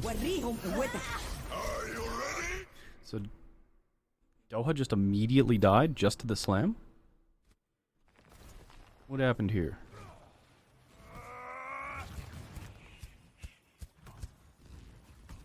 This is a good position from Sinatra, but wonder where he's going to go afterwards and how he's going to play it more of like a drawn-out fight, whether he's going to go backline. Because we saw the Doomfists on Dorado play it both ways. We saw, I believe, Mirror. Yeah, Mirror was just playing brawly Doomfist style, and then Hawksall was actually specifically going for the backline here. Okay. Okay. So Doha's already a little bit low, and Architect dropped the nano onto Super. So I'm not sure if he got hit at the same time, but either way, taken out. The Super's down as well. They'll get smashed by the rock, and they're good. I wonder if Architect actually meant to nano Rhine, or if he did mean to nano Sinatra. That'll be a fun little thing to see. What was the plan here?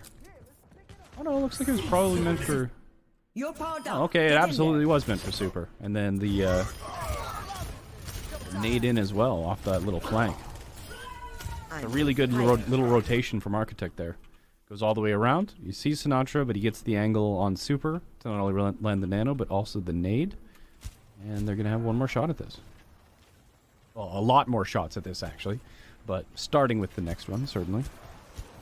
Okay, so Fuel has both support ults and nothing else. Shock has one support ult. Hammer. Death Blossom. Wait, I'm looking at the overlay instead of actually at the game. Okay. So Sinatra's up here. What's he looking for? Do they know he's there? They don't know he's there. Looking for a punch. He's punching in. Finds...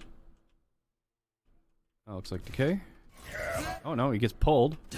And then finished off really quick. And the Striker's in there immediately with the Death Blossom. I don't know why I'm going so fast, but he probably did the little kind of tap on closer and then finishing him off with the Death Blossom. Let's speed this up to get back there. That Moira orb is still there. My ultimate is Like a bad X. Yeah. So you'll see that happen a lot. Reaper's kind of just getting targets down and then not wanting to kind of risk missing that last shot, or you can animation cancel pretty much immediately that one shot with the ultimate. So very, very common for you to see that. A lot of the times where you actually see people doing that, they accidentally get a kill or two afterwards, and it's kind of like, hooray! But even the one kill is kind of immediately what they were looking for. I need healing. Ooh. Ooh, the disrespect. The pistol whip. Okay. So, Closer still has beat. Moth used his, so they could just be super aggressive here. Choi Hoban has a Gravitic Flux, so that's going to be probably used more or less defensively, especially if they decide to beat and go in. But other than that, there we go. We see Moth on the Brigida. Okay. So after we see this fight, which I assume we're going to see Fuel go really, really aggro with, probably with an aggressive beat, because that's what they did previously. Where are they going to go here? Okay, so they eventually get the wall. Sinatra's on the far side. His slam messes up, though. Okay, Gravitic Flux is going there. Barrier's used to keep people alive. Super's in there. He gets his Shatter cancel. He's just backing out because his shield's super low. Striker. Okay. So why... Did Fuel go in there with a plan, or did they just kind of go in? Because Closer could have been using the barrier for the Gravitic Flux defense. But, that would be... Oh. Okay, so where's... Let's look at this from Closer's perspective. Okay. Made sure that Sinatra's not there again, right? So Amp there, a little bit early, I would say. Closer's just staying really far back. Staying with the team now. Hold up. Barrier's successful, and then they get dropped. Okay, so here Moth is going to be right back in the middle of that fight. Architect's way back here. Where is Striker? Striker is... What? What is this? Nice. What a time to pause the game.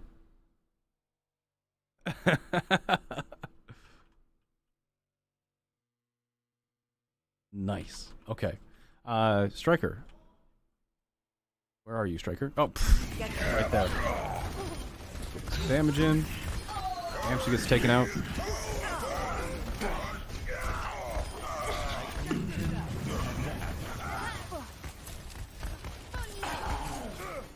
What else could they have done, though? So Sinatra is obviously bullying them with the Doomfist, and the Brigida, once they're in closer, is going to be a lot closer range brawl.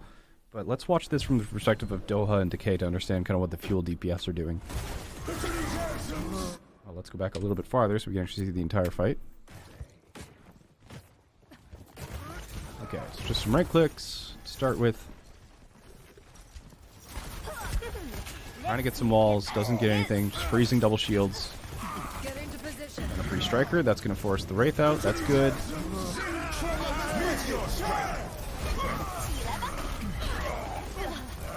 Walls the slamming Doomfist. Trying to get more freeze. Ben's super from going in, but he just gets charged. Doesn't get that. Okay. So Doha's trying to do big freezes, but Shocker playing with ways that they don't really give a shit about shields in the first place. What about Decay? How is Decay playing this?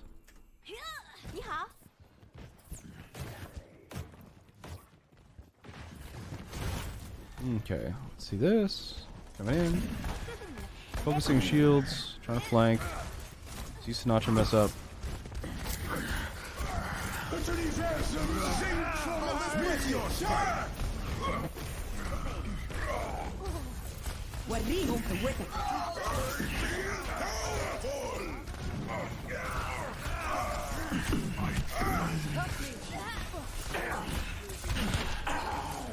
Just press Q! Kill them all!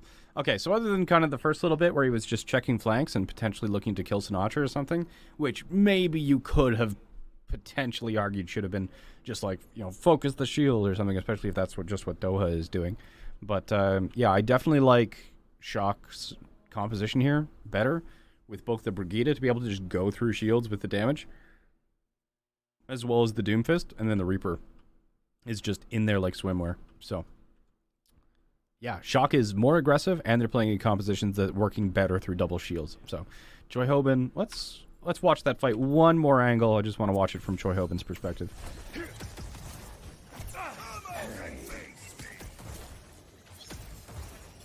Observe the barrier. He's already got his ultimate. He doesn't really need to rock that. Just generic damage, making sure that Doha can't freeze them, backing off. He's in all groups, goes for it. Nice rock. I don't think that was an intentional cancel, but you know what? We'll take those.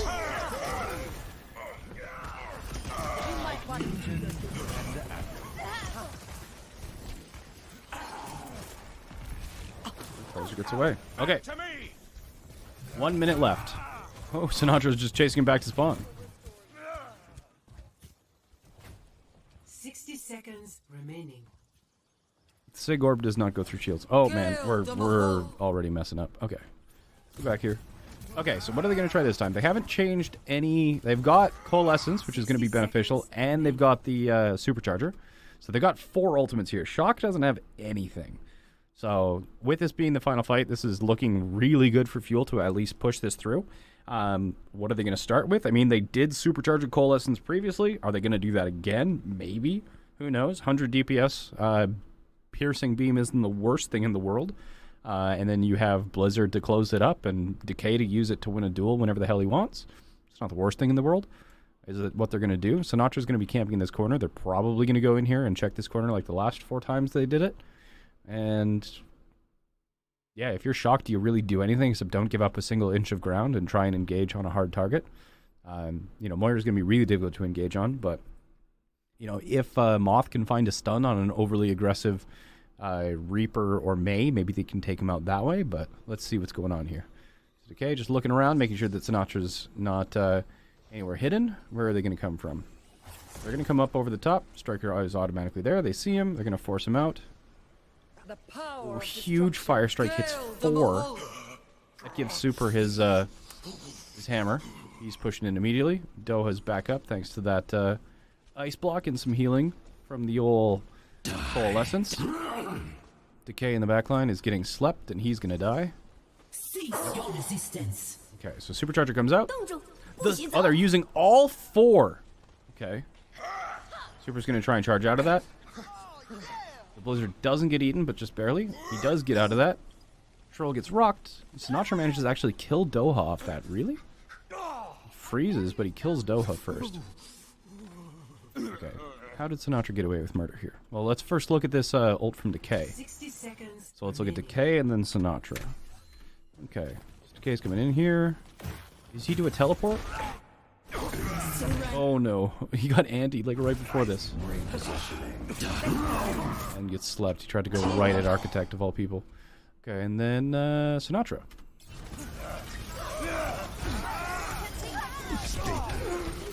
Unfortunate.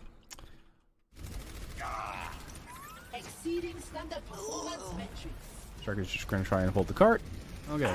So that gives Super an ultimate for the retake. And then Brigida's coming up on Rally, which is going to be disastrous if he gets it. And then Striker and Sinatra as well. So no big ultimates except for Trill coming up. And even that's going to be a pretty hard one to actually get going here.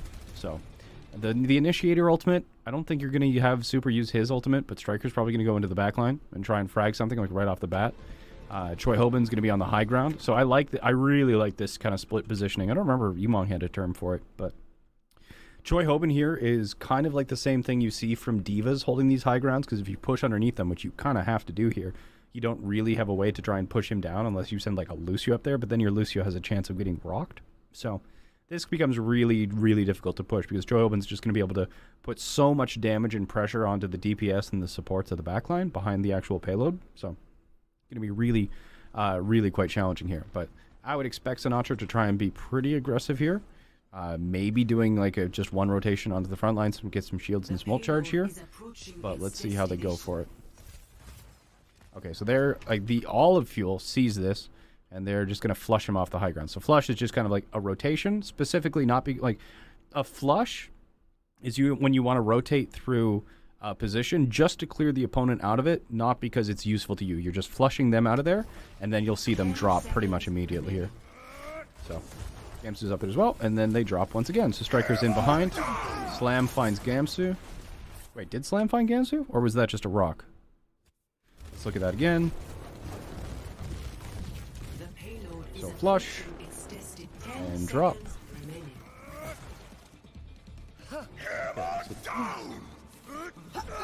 Yeah, it does land Gansu.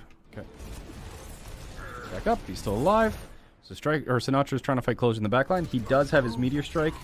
Lands the punch. He's going to have to use it. That is correct. Okay, so Striker gets taken up by Gamsu. Architect's still on this high ground there. So they drop the nano on Super. And against Trill, who's still antied, that is a bad day. And they don't really have anything that they can do to try and save him. Gamsu's also antied because Architect's on that high ground pretty much uninterrupted. Like, unless you're having Decay poke away at him. Where is Decay? Finish off with Joy Oben.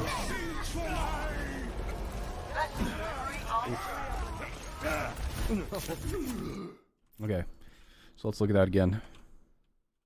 Because that went from pretty even, if only almost in Fuel's favor, to very much all of the Fuel being dead. Punch in. Doha survives that. Nice blocks. Clothes are still alive, still alive, still alive. Striker gets frozen and taken out by Gamsu. Wait, Choi Oben was sitting there like the entire time?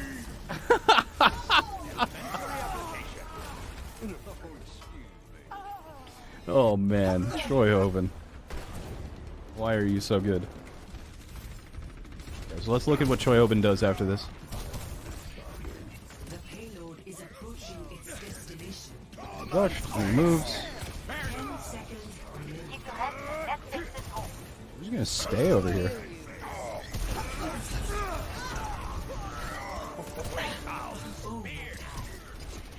Just so much damage output here.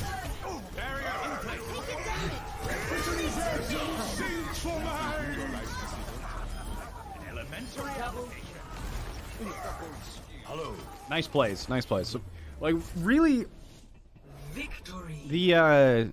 that was a lot more in favor of the Shock than the Oasis game was. Like, the Oasis one was a lot closer. This one was Shock really felt in control, and it looked like they had better compositions and better plans specifically on the third point. Like, the first and second looked close, but third was, not the greatest there. And then, what was I talking about? You're really seeing the benefit of these kind of, like, spread out compositions. So, New York was doing it a lot, especially with Jonak. Gladiators were doing it with Space. And then Choi Oben was doing a great job, especially on that Sigma there. But these kind of spread out angles are really doing a great job. So Fuel probably, they only had 5 seconds left there, so it would have been pretty difficult to rush Choi Oben down. I don't think impossible, but chasing Choi Oben off the point, I'm not sure if Choi Oben would have done that if it was a different situation, like if there was more than 5 seconds. I don't know if he would have done that. I'm actually really curious. Because there is always the kind of potential that them trying to chase down Choi Oben on the edge there does spread the Fuel out, and Shock is able to capitalize on that. So maybe they were kind of banking on that either. Like, right? So let's take a look at that, actually. Come over here. So he's going onto this high ground. So could the Fuel have chased Choi Oben? 10 seconds Keep your head and let's take this home. Okay. Yeah. So not really. Strikers, they've already set up basically this triple angle, right? So let's go back just a little bit. 10 seconds remaining. Right, so this is kind of probably one of the worst situations you could be in. Like, Striker's got this angle, and then you have Architect and Moth kind of using this angle, especially with, like, Sinatra as well. And then Choi Oben's got this angle, right? So they're going to be dropping onto the payload. Like, if you wanted to do this, maybe a safer spot would have been to go in here or something like that and play in this location instead of trying to play behind the payload, which would have been more traditional. They probably didn't have a scout on Striker, but pushing on Choi Oben, 5 seconds left, stringing off your DPS. Like, you've already dropped both your shields off the high ground. You can't stay there in the first place. But maybe, just maybe, like, you have the May, they have the Doom and the Reaper, so they're going to be way worse at kind of these enclosed areas compared to you. It's not going to give the McCree as much room to work, but if Striker or Sinatra kind of try and push in there, the Flash is a pretty worthy deterrent, especially since Choi Oben is on the Sigma instead of the Diva. But yeah, so this is like classic triple angle. Drop, and then they get split. Like, they don't get, like, they do get split, but where is? So Crimzo's the one back there. How did Crimzo end up there? Did he just fade back there? So they're going to go up onto the high ground as well to get rid of Choi Oben. 10 seconds Okay, so he just fades out of there because he sees the punch coming. So yeah, they wanted to drop, but got kind of split because Crimzo faded away and Doha got punched into the next time zone. So, but yeah, overall, Shock looked pretty good. I like the plays. I do want to watch Moth's POV some more.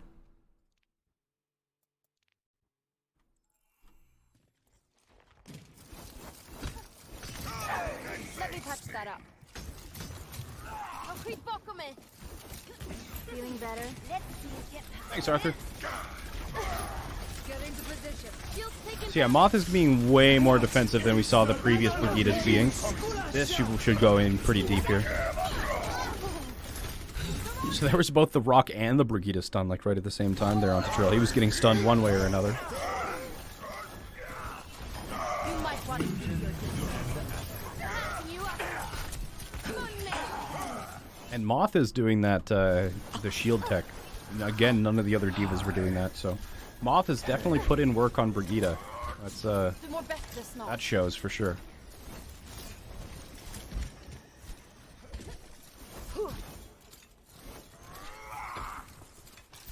Seconds remaining. Besides the fuel, I like New York and LA. I have found the enemy. Come and face me. Got some meat. Armors. I need healing. Come over Ooh, so low. Walk it off.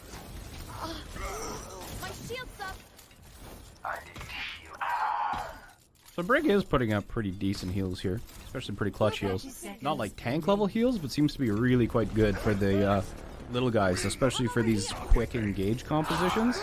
You know, it's going to be really hard to heal in kind of like the chaotic nature of battle, I suppose, as cliche as that sounds. So these pre-heals do seem to be pretty dang effective on the little guys. Yeah, Moth's being really, really defensive here, trying to proc the Inspire. Hammer comes out, getting more heals onto Sinatra so he can pop.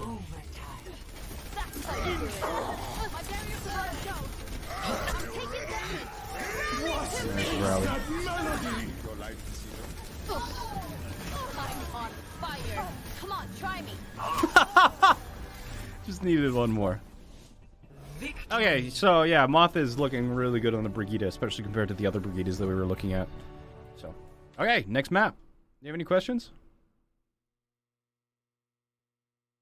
The right LA? You mean the Gladiators? Yes.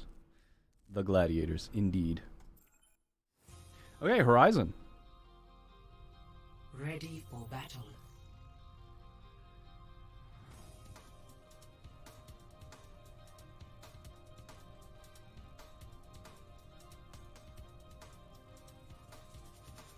Attackers incoming in 30 seconds.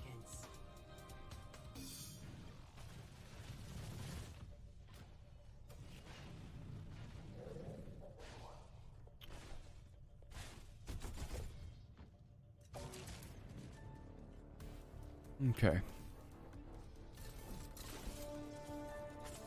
Snap, crackle, pop. Okay. So let's take a look at Fuel's defense. So, yeah, 2CP. No, stupid maps with roofs and things like that. Okay. What do we got here? So Doha is going to be going on the high ground. 4, 3. That means that he put a mine somewhere or something? Okay. Yeah, so anytime you see a Junkrat walking onto high ground, it means he dropped a mine. So he just dropped it right there. Crimzo is on the far right, so that's going to give him a little bit more angle, especially if people try and transition through this area. It's going to give him some good angles to try and get some antis. Okay, you can retreat to cover pretty easily around that corner right there. Closer's on the high ground playing Brig. Gamsu's doing the old faithful on the Orisa. Decay's got this initial angle locked down on the Widowmaker, but he's immediately going to grapple back up to the high ground. And then where is Note chilling? Note, where are you chilling? Oh, Note scouting. Okay. 1. And Shock are going to play Symmetra. So you'll probably see... I actually remember this now. So anyway, even if I didn't remember this, Striker is going to place the teleporter right here because you can teleport directly from this main choke onto the point. And especially if you get that first, immediately after that, Striker is going to drop the the turrets on the inside of that point. So, note is he going to see this? Oh, he just drops back. Sees Reinhardt at the very least. And Doha's just chilling. I remember this. Goes down. So there's the teleporter drops. Doha just drops right into there. Gets one mine and then yeah, drops his concussion. So that's an insta kill against 200 HPers. He gets knocked away. So that's on the point, and they're gonna get finished off. So yeah, pretty easy one there. So Striker, you're gonna stay on this Metro here.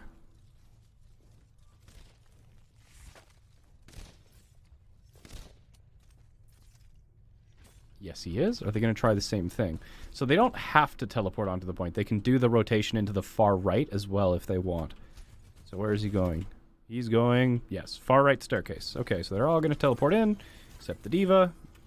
Okay, so now they're onto the high ground behind him. So this is going to be a good point where Closer and Gamshu should start retreating. Closer, run. Closer has to retreat off the high ground, so that's a little bit unfortunate, but he's going to be backing up.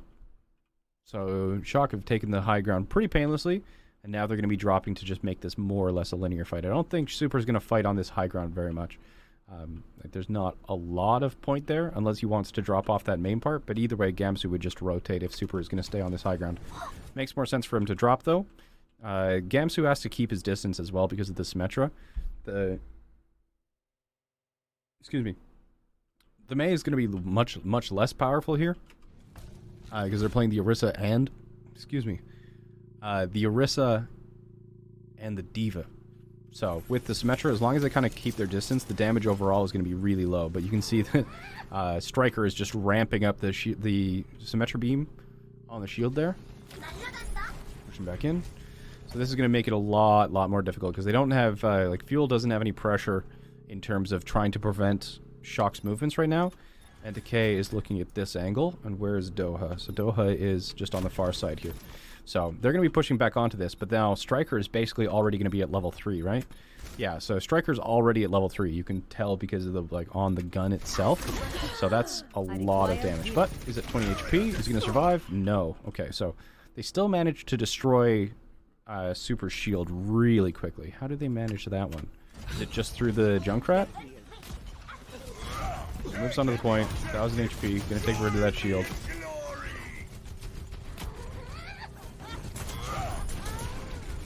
Don't worry, my friend. I am your shield.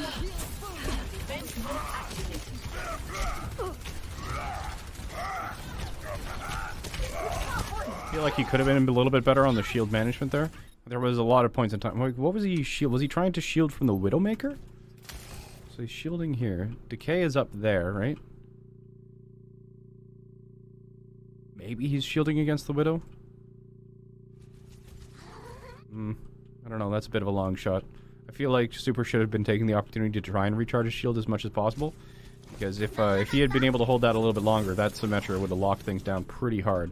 And where are the turrets? Where are Striker's turrets? Striker doesn't have any turrets left. Okay, so that breaks. That plus the Junkrat is going to be a lot of damage. D.Va's on the side.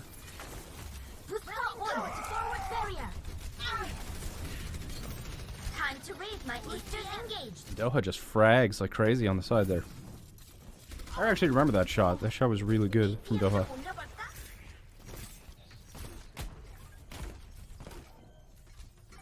So that fight, I'll be honest, felt really awkward. Like, after that teleport, Fuel didn't really do a good job of trying to pressure them or prevent them from taking ground. Like, they didn't try and stop them or pressure them very much. You know, they rotated a little bit late. Closer had to drop up the high ground. Gamsu moved back, wasn't really trying to contest them from getting on the point, and then Shock got position on the point. Decay, I don't think, got a kill during that. Like, he was providing, like, passive pressure from the sightlines that he could take so that Shock can't move too freely, but it was freely enough to get position on the point. And then, really, the fact that they won, like, the fact that Fuel won a shield war against a 100, like, a full-charged Symmetra, I get that they had the Junkrat, but that should not have happened. You know, there was no real reason for them to push up that early, or at least force the Junkrat to take kind of a more exposed angle, or force the Orisa onto the point. But yeah, Routing power to forward shield.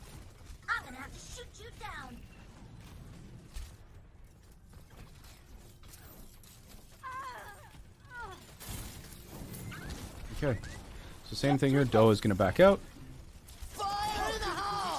I remember this. Rascal drops and just headshots him, right? So they trade. Matrix activated. May for Junkrat.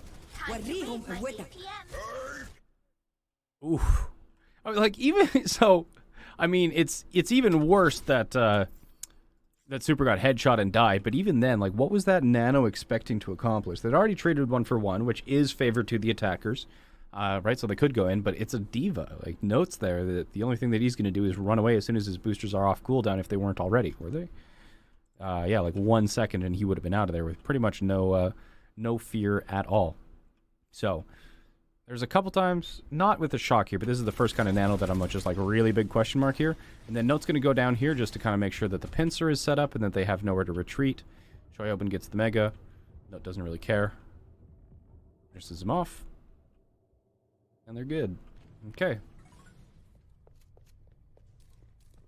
So how did the Super, or how did Shock get pressured so hard off of this? Because they do the teleport over to the far side, right? And then, so Choihoben's caught in the trap. Oh, they just backed off because of the tire. Okay. And then Super's taking a lot of shield damage here as well, right? His shield's already down to like 300, and he's antied. Oh, so he's antied too, so that he doesn't even get the HP bonus from the Nano Boost when it does come out. Okay. Okay, so they hid quite a bit from the tire, respectably so.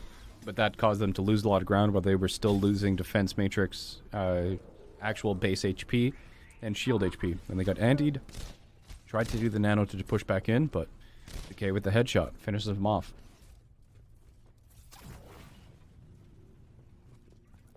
Ginger honey, I like it.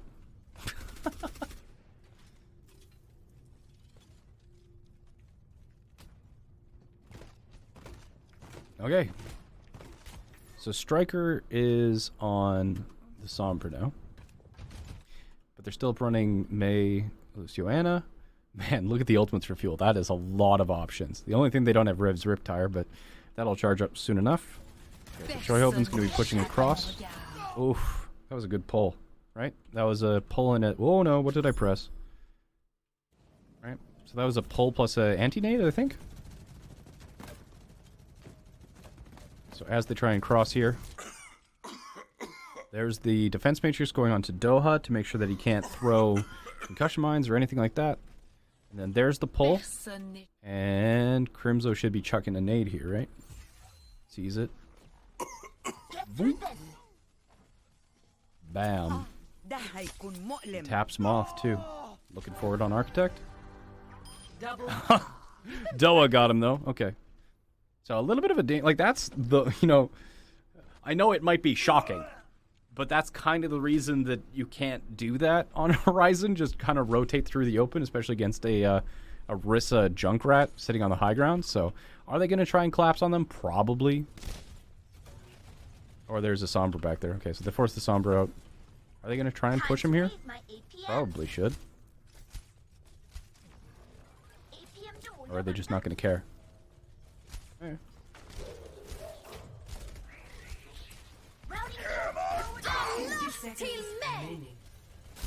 So with that second door open, like if they had sent 2 and 2 or something like that into that room, you know, even if one side got walled off, the other side would have gotten pincered pretty hard. So they could have pushed that. Is it super necessary for them to have done it? No. It is dangerous if they get walled off or they don't move as one. Like even in the bit of this briefest bit of hesitation, if somebody calls, hey, we should push them, and the other person says no, you're just going to listen to the counter call. So Striker finishes off Decay. Crimzo gets hacked. Not the end of the world. Gamsu drops the supercharger, but he's going to drop... Oh, does he survive that? He does survive that. No way. Okay, so they push back in here. Architect is still just at range, and Doha gets nanoed. Trying to do his best here. Lost him. Oh, that is... that's a bad day for Doha. Okay, so let's take stock of the situation right now. So Doha is down. Decay is coming back on Tracer, and then Rascal is coming back on Mei. Okay, so on the point, so fuel is down 1, so this is a 4 versus 5 for the fuel. Now Gamsu's still good health, and he's fighting against a nanoed super, which is going to be a bad day, especially with Striker and Architect about to anti him. So he needs to run away. But is he going to survive this? I don't think so. He's going to shield against the bomb. 30 seconds remaining. Super's low here. Note gets anti, but they do manage to finish off Super here. Crimson gets peeled for by Note. And Closer just on this Brigida. This Brigida working out really well for them in terms of the point defense. 10 seconds remaining.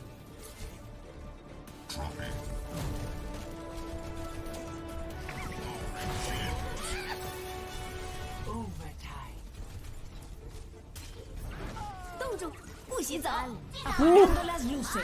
Note gets that eat too. I didn't even see that when I was watching it the first time. But this is just trickle time. 10 seconds So remaining. Rascal gets decay. That's an unlucky. But yeah, this is such a, you know, again, there's not a lot kind of tactical here. This is very much, at this point, it's everybody for themselves.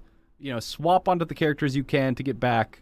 You know, do some loose coordination, like at least communicate when you're going to ult or kind of call what target or what general area you're fighting. But, you know, Shock is definitely focused on the point because they have to be here. Overtime. Yeah.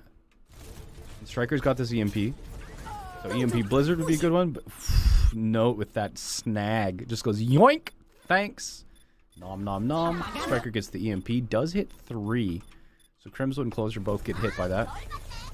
But Moth is trying to go on them, and they are kind of on different targets here. So 2 in the back line. And then Doha gets his tire, which is going to go where?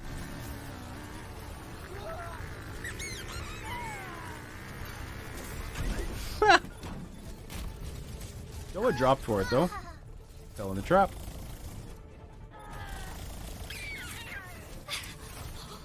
I'm back in the fight.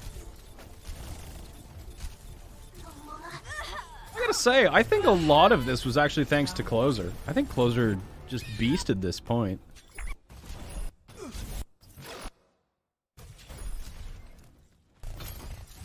Let's see how he's doing here. Time to raise get us next.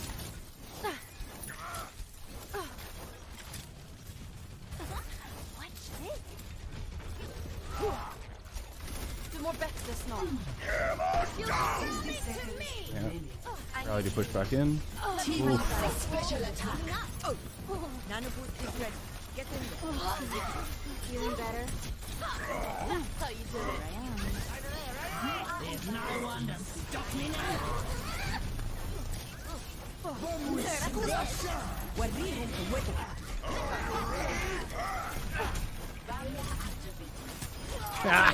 Nice kill.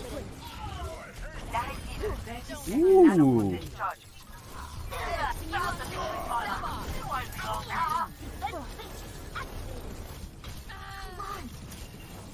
Bättre så. It's quiet. I've got you I covered. didn't even see that translocator. Nice kill though. Slam. Okay, let's see this overtime fight. 10 seconds If we remaining. hold them here, we win.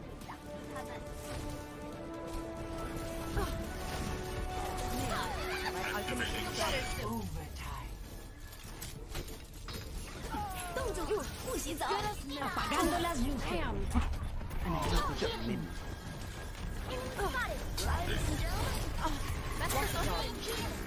Get behind me.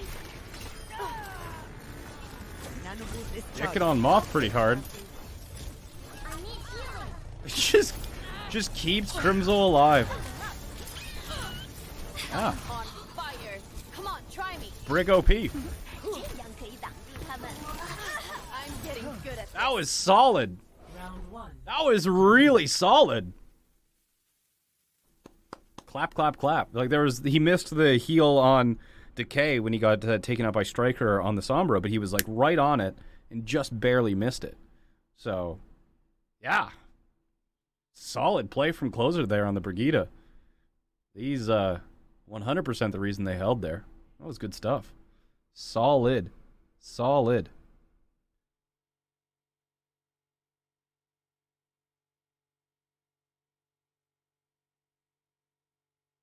Hello, Jayne. This week has been absolutely crazy for Rainbow Six Esports. G2 was defeated for the first time and second ever time in the Invitational, meaning they're out. So is Empire, who most people had winning the whole event. It's been a strange for analysis, too. How are you? I'm doing pretty well, Mitchell. Good to see that there's excitement in Rainbow Six, though. So, Brig nerf when? The most nerfed hero in Overwatch. So, who's the new favorite to win, Mitchell? Score 0-0. Switching sides. Initiating. Yeah, Ball is really very much not meta. Like, if you're doing double main tank dive, maybe, but for playing outside of that, he's really not that good. He's probably one of the... Yeah, he's just really not that good. He's probably, like, lower half even of hero effectiveness. Can we at least watch the reaction?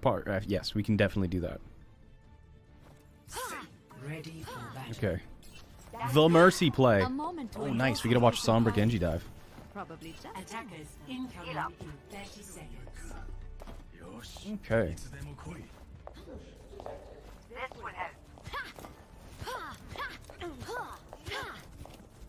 Five, four, three, two, one. Attackers incoming. Defend objective A. your support has arrived. Okay, where's Doha? Because Doha's going to do the initial scouting. Or is he just going to do point pressure? He cloaked. Well, they know where his translocator is.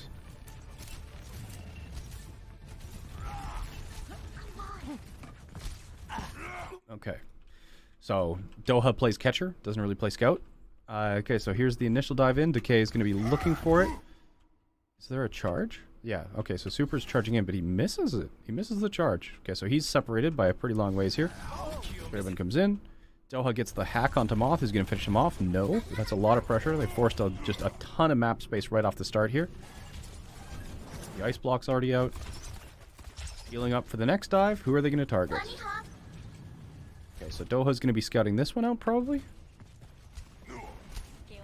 Okay, so Doha's decloaking, right? Yeah. There's the decloak. So they're going on Architect. Architect hacked. Oh, Striker just gets taken out. Unlucky. Or Striker takes out Doha.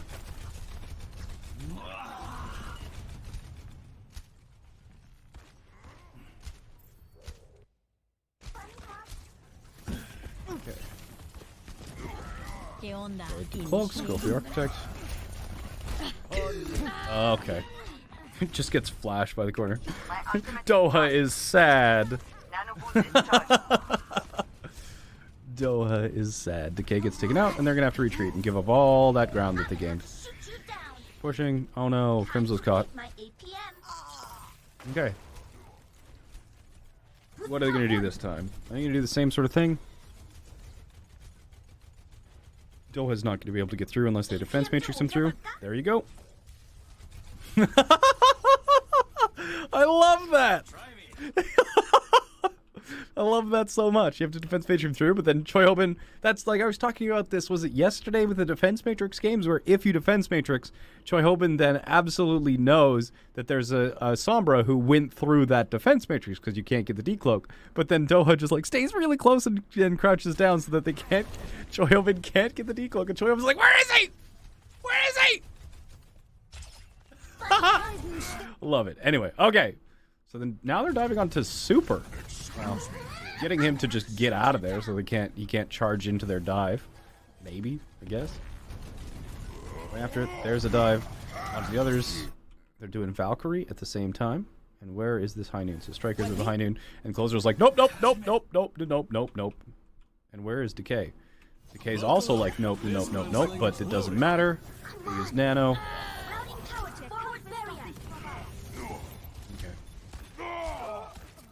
The Nano High Noon is what they use to block that dive. A pretty decent dive. I don't think Decay was there for the follow-up, though, right? Yeah, so let's see Decay, because I don't think Decay was doing the follow-up. Right, so he gets walled off, but he's a little bit behind on the... Yeah, okay, so Decay played that pretty poorly, if I'm being completely honest.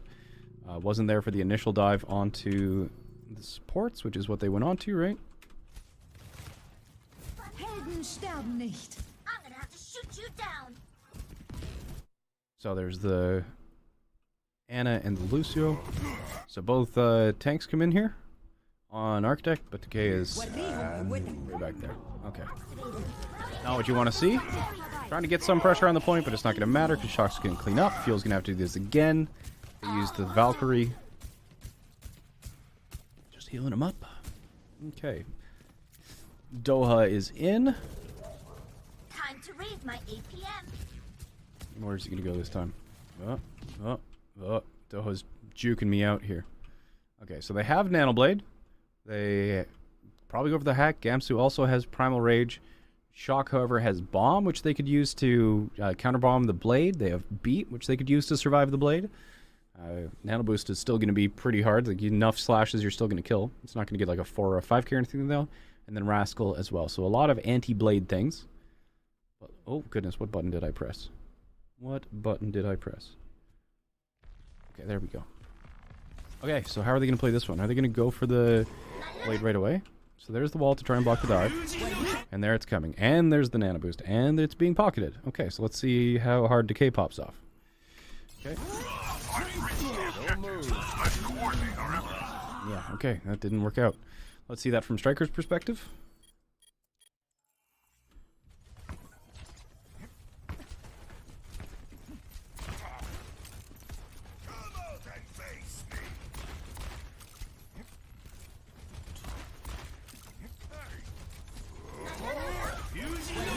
Oh. Not fast enough. So Doha died right before that as well, right? Striker's been pretty monstrous. Striker was honestly really good this entire game.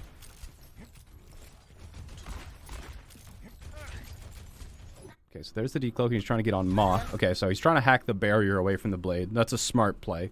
And it's right as the dive is happening. So good decloak, but boom, gets taken out because Architect hits him with a shot as well. So they tried to blizzard it, and they try and counter bomb it. Okay, so they were ready for this Nano Blade. Like, they tried to counter bomb it, and they tried to blizzard it. So, and then they managed to keep Striker alive with the nade. And also, just because Decay's Swift Strike, he tried to do... Did he try and do a short dash, or was he trying to do a max range dash? What was he trying to do here?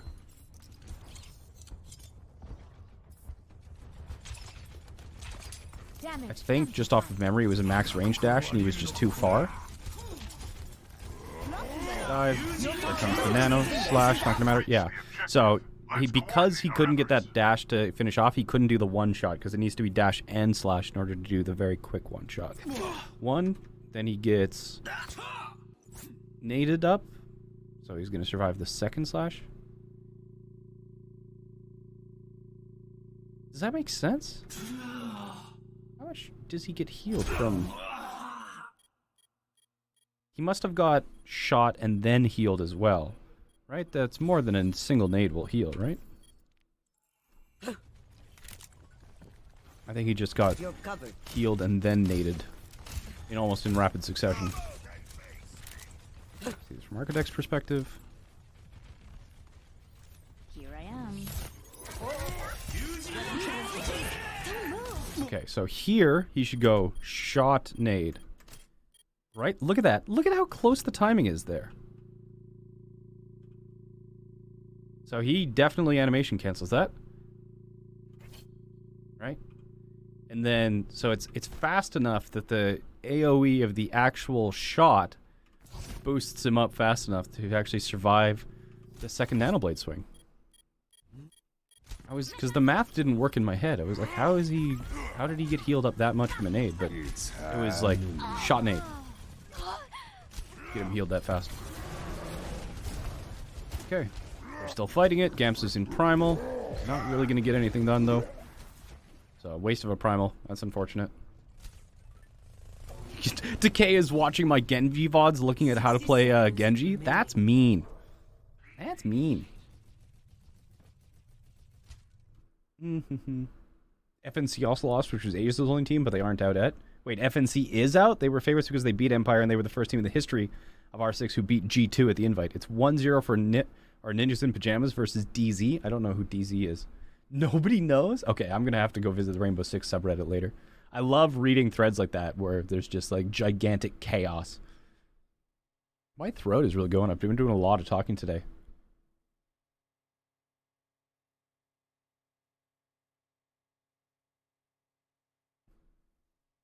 Dark 0.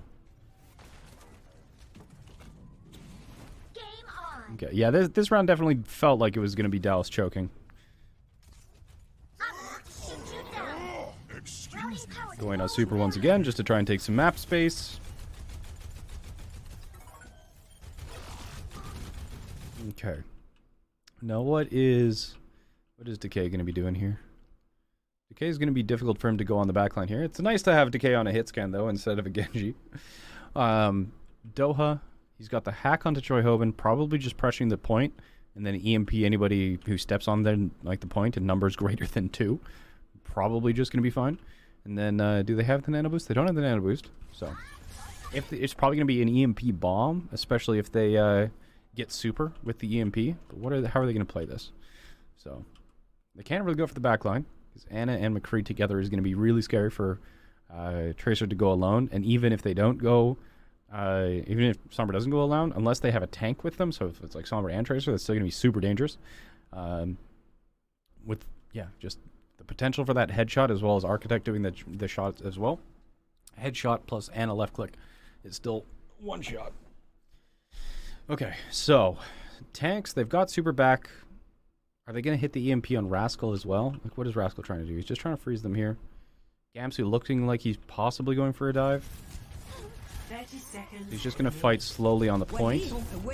Okay, so there's Nano Striker. And everyone's just gonna be like, peace, and not fight this. Okay. So they see the nano. Yo-yo, oof, Closer is gonna survive that. Okay, so they still have the EMP.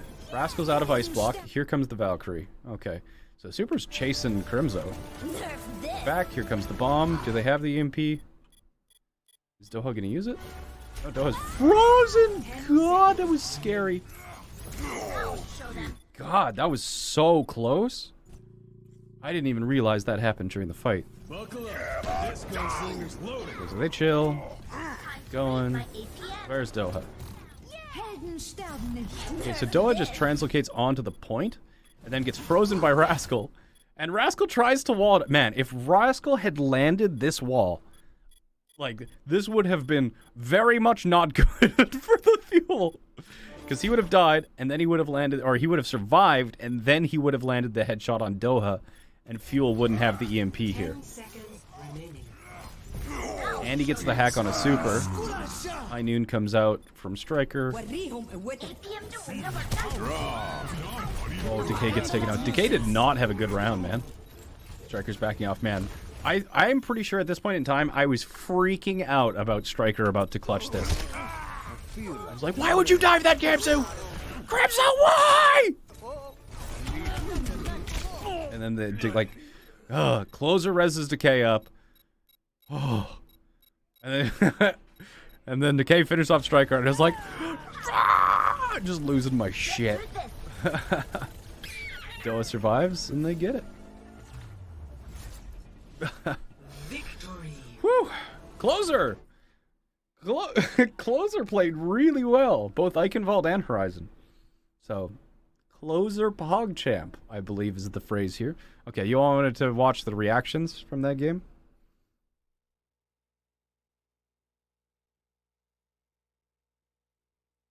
Oh, here we go. Closer has it available. Now we see the Earth Shadow used by Super. Closer's shield was up, so he didn't get affected by it, but the K goes down in the background. We've seen this before. The San Francisco Shock are excellent at divide and conquer. Super tries to run them down a little bit here with the hammer, has to back off, play with the rest of his team. Architect is healing them from afar. Doha's been nano boosted as well. He's going around, he's on the tear. But look at this, the soundbite by the San Francisco Shock. Toy with the bomb comes out, takes him out almost as fast as he was on the point there. Super just tries to get any sort of value he can out of the nano boost. He's falling very, very low though. And Decay might get the freezer. They might be able to clutch this one out. Decay comes out, collects the kill on the strike, and that's exactly what they needed. They get the steam egg as well. It's so good having a Dallas Fuel roster with this kind of firepower on it. They've never really had a player like Decay who can save them from these moments. Now with less than 10 seconds left, Dallas Fuel can still win. Doha's still got his tire. It's do or die right now for the San Francisco Shock. But Dallas Fuel are fighting right now to keep this series alive. Doha collects the kill at the Rascal. No! Eats it, Blizzard. Unbelievable play so far from the Dallas Fuel. Striker desperately trying to clutch it out. Doha comes in with the tire though, into the back line trying to find a target. Desperately searching, he can't find anyone. Finally gets the D-Mech here onto Troy. Decay, it's all down to him. He's there with Crinzo. He's getting fully healed. He's got all of that Brigitte armor as well. They're taking him down. It's burning down. Decay on the Tracer. He's making an absolute mockery of the San Francisco Shock. And the Dallas Fuel will get the full hold. And the crowd are on their feet. That's awesome. Oh, man. The energy at Fuel games is always just insane. What an enormous... Burning down. He's getting fully healed. He's got all of that Brigitte armor as well. They're taking him down. It's burning down. Decay on the Tracer. He's making an absolute mockery of the San Francisco Shock. And the Dallas Fuel will get the full hold. And the crowd are on their feet.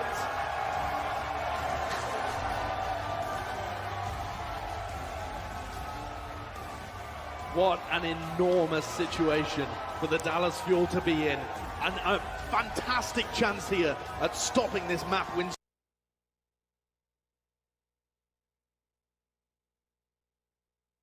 Try and get it to the point. And the second half. They're pressing forward onto the point. Now you see the nano boost from Architect being employed. Just trying to peel them away. Only 20 seconds remaining now.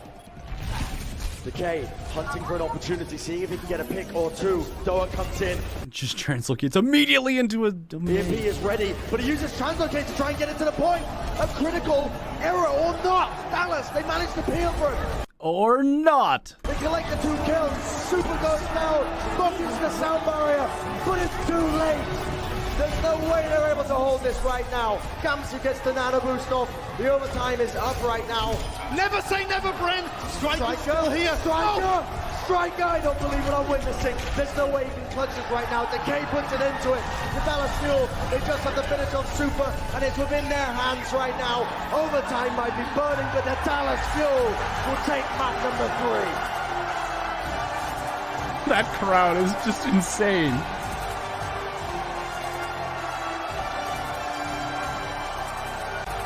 This is our, I didn't even notice that, but this is our physical trainer.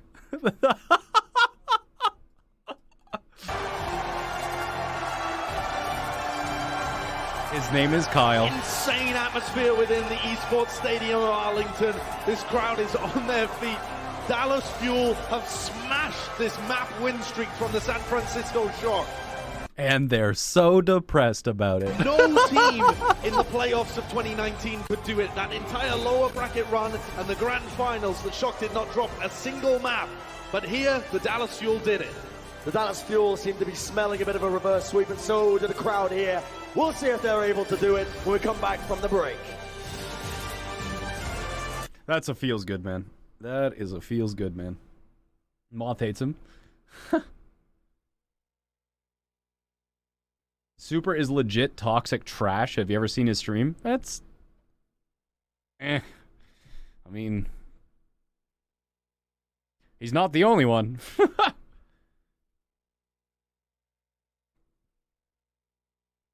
Honestly, hoping they would move away from Super. He's not a good Ryan. He feeds a lot. He's certainly not bad. Like, he's pretty good. Okay, and the last map. And we're looking at Shock versus Fuel, Havana. This one was quick, wasn't it? Ready for battle. Okay.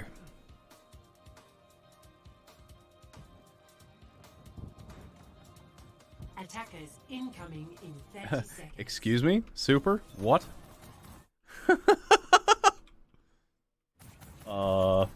Report. Please report Super for bug abusing.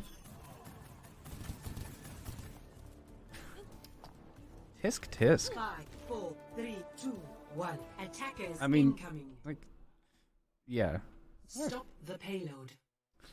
He's not exactly the most PMA player in the world, especially not in ranked. No, but there's also like people are different in ranked and different in comp. I don't want to trash players. You're hoping to see closer play break? Okay, let's start this out. So this is a really tough point to kind of break out of. It can be, especially. A really good one to get these kind of Mei walls off. So push out immediately. They're playing same thing, same thing? Yeah, same thing, same thing. So they both like their comps. They're sticking with it. Sinatra's wall comes out. So that means that Fuel can get a wall. Good. Immediately break it, though. A lot of damage put out there. So still not enough to get out of there. Choi Hoban not going to get demeched. They tried to wall Trill off. Yeah. So this is just really a game of Mei walls. Now they're going to the other side. Still have these walls if they want to. But no, they're still going to be sticking around this corner. This is probably the best one to go in, because this side is still pretty... Yeah, so... this is still the best door to go out, and you could Mei wall it in order to get out, like, which Rascal will probably do this time, knowing that they're there. No. So they don't get a split that time. Try to pull them off the high ground. Not going to get anything. Drill gets attacked through the little gap in the wall. Push back. But yeah, so even normally when we're talking about kind of full holds and things like that on Route 66 and stuff like that, anything over like 35 seconds is really good. So already they have 45 seconds. Like this was a huge time burn. It was really good. Gamzu just gets deleted.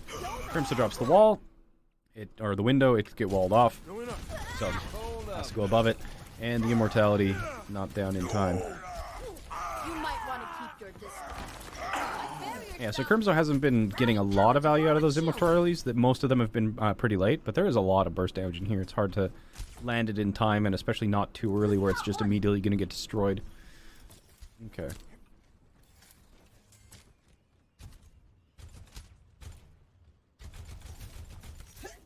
I mean, if he's trashing his teammates, like his shock teammates, it's probably just friendly ribbing. Gamsu gets slept. Architect just yeeting sleeps. Since always. Ooh, Gamsu really low again. Try to piecing out. Going onto the high ground here. So what are they going to be doing from the high ground here? So, Fuel still has kind of the double shields, but they need somebody to contest. So I really don't think... And the big problem with Fuel's composition here, without the Diva, really, who do you have contest? You need to kind of drop all together as one. Now, you can do this where you drop together, and it's better for the Orisa because you don't have to kind of... You can move with your shield, like your shield gets dropped right on the team, whereas if you're trying to approach from a long range, you have to kind of like throw your shield forward and it's probably going to get destroyed before it gets value, but you can't be up here, right? You've only got really Striker who can actually, words are hard. You don't even have the McCree, right? So you can't really poke from range or anything like that. Can't really poke choke. I give up on words. You can't poke. You can't poke Choi out. And Shock also has the Brigida here, so it's going to be a lot harder for you to kind of brawl in points. So you're going up here just to kind of get a rotation, like you're flipping, basically, right? But here, is this really that much more beneficial than it would have been to just go directly at the team? You know, Striker's got the High Noon. They're all going to be hiding behind the payload. They've got the wall up. They tried to wall somebody above the shield and the other wall in order to get the High Noon. And the hammer from Churl, not going to find anything. Okay, so High Noon goes down. High Noon goes down. Yes, okay, Striker is down. Now they're in this position. So Troylin's back on the high ground. Now, the really, really bad thing about this position is that now when Super is pushing forward, right? So now when Super is pushing forward here, right? If they get pushed past this line, Super gets to drag the payload away from them. So they can't, like, Fuel can't really give up any space here. They really can't. Or else the amount of space that they need to retake is going to be increasing more and more and more as the payload pulls away from them, and they're already taking quite a bit of damage here. So I'm not a huge fan of this flip here, right? So the payload's going to start dragging away. They're low. Decay gets slept. They're going to have to wait for that as well now. Gamsu's stuck in the wall, and look at that payload just running away from them. Gamsu's finally free. They traded. And Rascal, that's... so that's not going to get much value. They're just going to be able to get out of that, but... And Trill land is a pin on Rascal? I didn't even see that, but good for them. Boom. Show gets slept, but this entire time, payload's just rolling, right? Trying to go in. Ooh, and he pinned Closer into Gamsu. Yeah, so at the end here, you know, they had the advantage, but really as soon as like Trill and Crimzo are forced to try and chase the payload down, right? So where's Crimzo as well? Or is it Decay? So Decay's with him, he's sleeping. Boom! He's sleeping right into the hammer. Crimzo gets it as well, so like Super's a good tank player. Alright. Tries to chase with the pin. Closer, an unlucky smack into Gamsu. Trill's taken out. Yeah, so. I don't like that play that Fuel pulled off. I really don't. The payload has reached the checkpoint. I think it would have been simpler to just WM1 forehead. Okay. Shock taking position. Architect on the far ground. Architect yeeting sleeps. Okay. Fuel moving quick, decisive. They've got quite a few ultimates here. Did they use the window right off the bat? Yep, they sure do. That's going to get walled off pretty much immediately, or they're just going to juke it. I mean, like, just take cover from it. So Sinatra's probably like, oh, just walls them off to make sure they can't chase, but this does allow Fuel to take position at the very least. Shock has no ultimates here. Gamsu has the supercharger, and Gamsu's been liking to use the supercharger pretty early, especially to be doing things just like plowing through super shield. Like, what is it with Decay supercharged? It's like 450 damage just per left click. It's like 4 shots, and Super doesn't have a shield anymore or something like that. So expect the supercharger pretty early here. Boom, right there. They're going to drop the shield right in on him with the supercharger. Doha, Trill, all of them there. Super just gets deleted. So good play. Choi Hobin's going to get frozen. And he gets his mech broken. A solid play. They had to do 2 ults to do it, but you know what? 2 generally weak ults. So now they still got Blizzard. They got Death Blossom. So let's see how Decay plays with Death Blossom. He's going to be the more interesting one to watch here. I haven't really gotten a feel on how Decay likes to play with his Death Blossoms here. No, so you put the wall over the window itself, so you can't use it to destroy the wall, Lucas.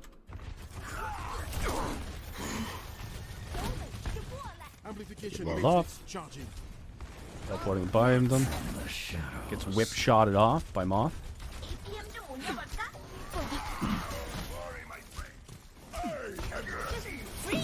Don't move.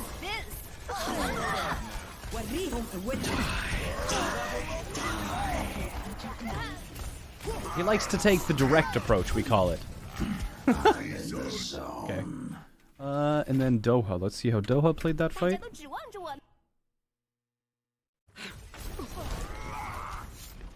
Just contesting this, trying to look for a wall. Did he try and look for a wall? Or did he find whatever? So they get walled off right here, then they have to drop. I would have expected Doha to try have walled Super there. Just looking for it. He's just like, you know what? No. Just go. Taken out by Striker. Why was he not worried about Choi? I should be using hotkeys for that.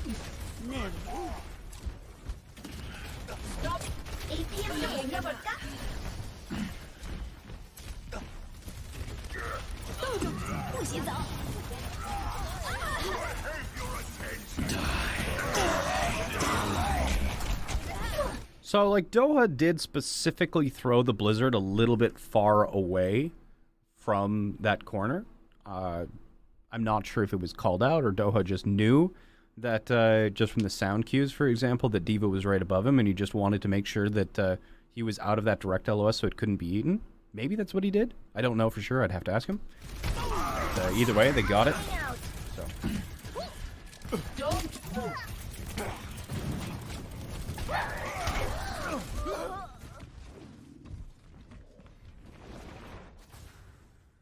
Okay.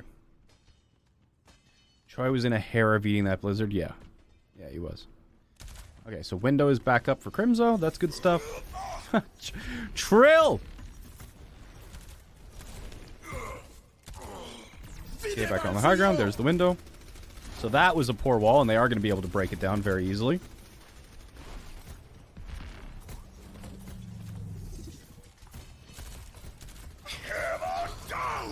Okay. Let's take a look at this actual positioning here. So what causes them to actually kind of have to drop off the high ground? Time to raise my Okay, so there's that wall. Like, ideally, instead of the wall being here, you want it to be directly lined up so they can't shoot through it. But yeah, Shock, still playing the D.Va.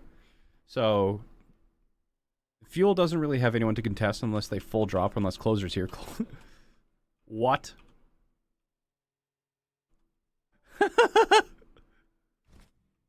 That's so funny. He's just directly crouched down.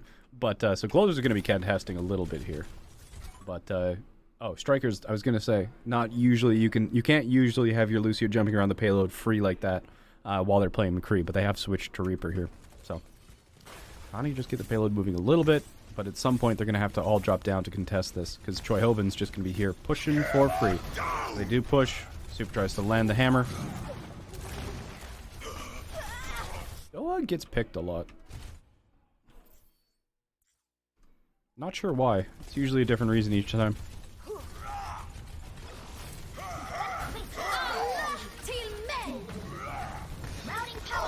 So Moth, the pop in the rally here is basically an insta-win for them. Rally's so powerful, especially in kind of these like devolved brawly fights. Okay, so for this next one, they've got Beat, which is going to be really good. They've also got Supercharger, and they've been doing great work with Supercharger, especially off their wall plays.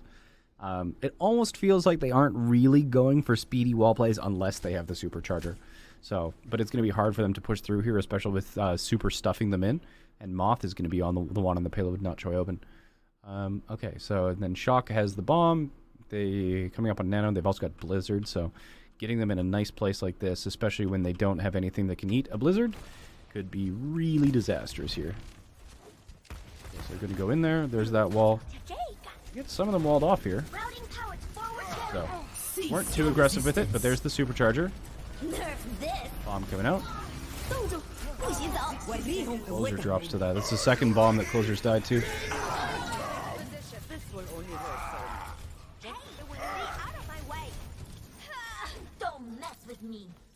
I'll watch that one more time. Okay, so I want to watch the walls up at this top corner. Yeah. Yeah, come on. Okay. So Architect's looking for some...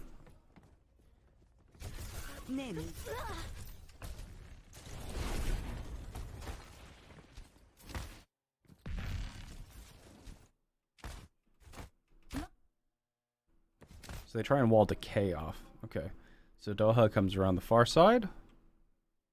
Then it doesn't want to get them to drop, so he walls them off. And he just starts moving the payload, but Moth is kind of there touching. He's just going to back off. Payload should start moving. Payload never started moving through any of that? Man, Payload's got a long contest distance on this map, apparently. Where's Closer? Oh, sad face Closer. And he had Beat, too.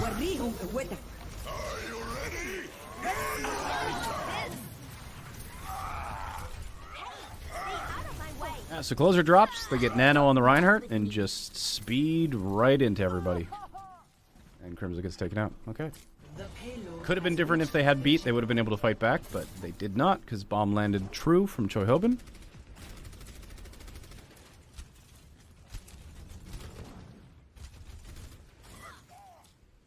It's the C spray. Okay, anyway, we'll stop getting distracted. Okay, so Blizzard is available. Beat still available for Closer. They've got the Coalescence as well for this fight. Shock's got... So Striker, is he going to do a teleport play? Super just going to go for probably, you know, Super and Trill will just play around their own stuff. I don't think they're specifically going to go for shield breaks here. You know, not with neither team playing Baptiste. Okay, Striker. We can watch Striker here.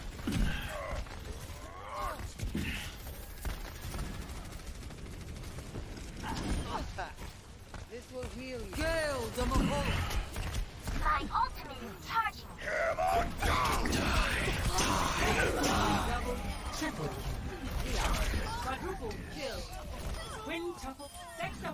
kill. Team kill. Hi. My ultimate is charging. Everybody died. Okay. Don't know what else to say about that. Trill got his shatter blocked.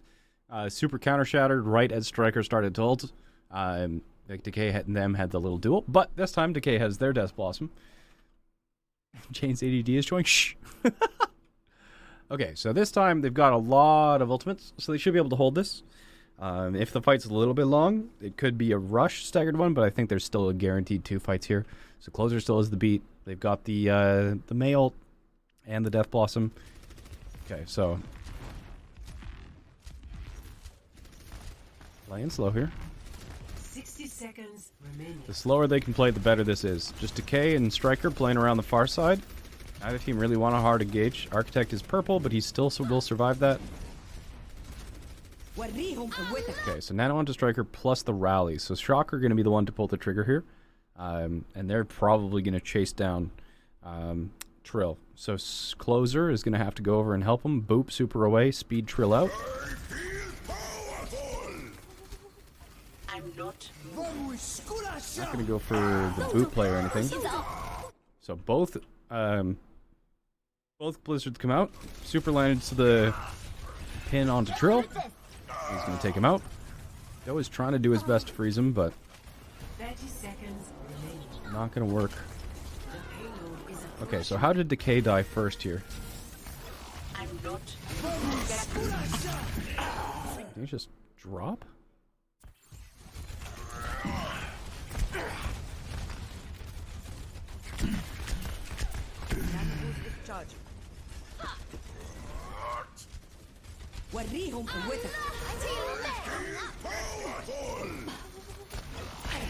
Oh, let's break it. Freeze! Don't move! You hate to see it. Get through this!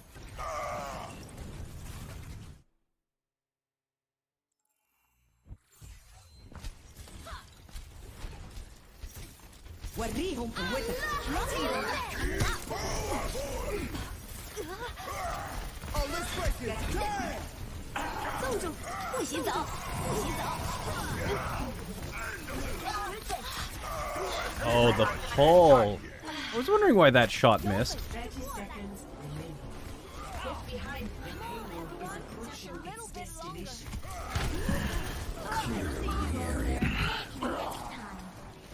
Unlucky. Nerf this! That did not go the way they wanted it to. Round 1. What is Closer's AoE here? Does it show? They're not going to show me. Oh no, in the replay viewer it doesn't show me his AoE. 'Cause I don't feel that, like, yeah, I don't feel initially it was in range, but Super had to shield up because of Doha, so they still get out. Yeah, Doha's like, no Super, you stay at range, and then goes for the freeze. Nobody gets caught by it. It's unfortunate. Gamsu gets frozen. Gamsu gets knocked out of it by Moth. 30 seconds remaining. We call this a series of unfortunate events. Okay. Next time! Nerf this! Round 1. Hammer down. Score 0-3. Switching sides. Initiating match.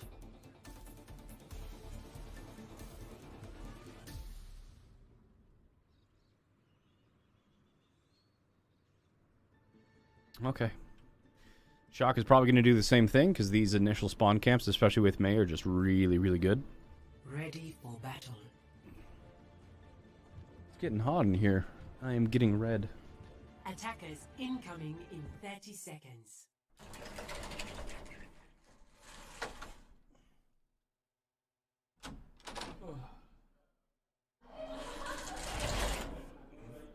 Need ventilation.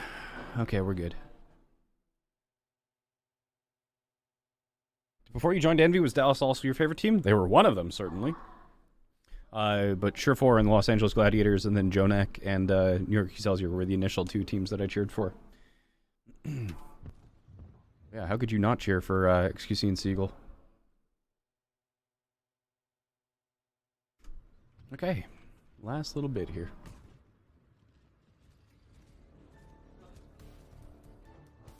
Boosters engaged. Okay, so Shocker going to do the same thing, try and hold this point. Attackers incoming. So they come out the left side. Power to forward Wow, okay. Stop. Fuel comes out with a vengeance compared to how Shock played this. Wait, no, I said go back, not forward. Ready for battle.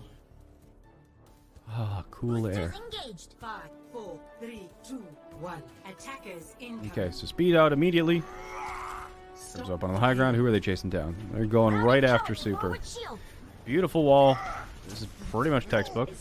Counterballing from Rascal to try and save Super. Success. DK's in the immortality field. So just this rush down. Good strategy. Doesn't get anything though. Now they're just going to heal up with the powerful healing of the Baptiste. Nice fire strike. Gets 3. Super shield's already down, so they'll keep pushing. Matrix Funny, you can hear them practicing in the background. So. Oof. Good fire strikes on both sides. Trill's super low. He's dead. taking off. Holding position. Surprised that they got as close as they did. So that was definitely going in the Fuel's direction, right? So, right sort of here, because Super Shield breaks. Right?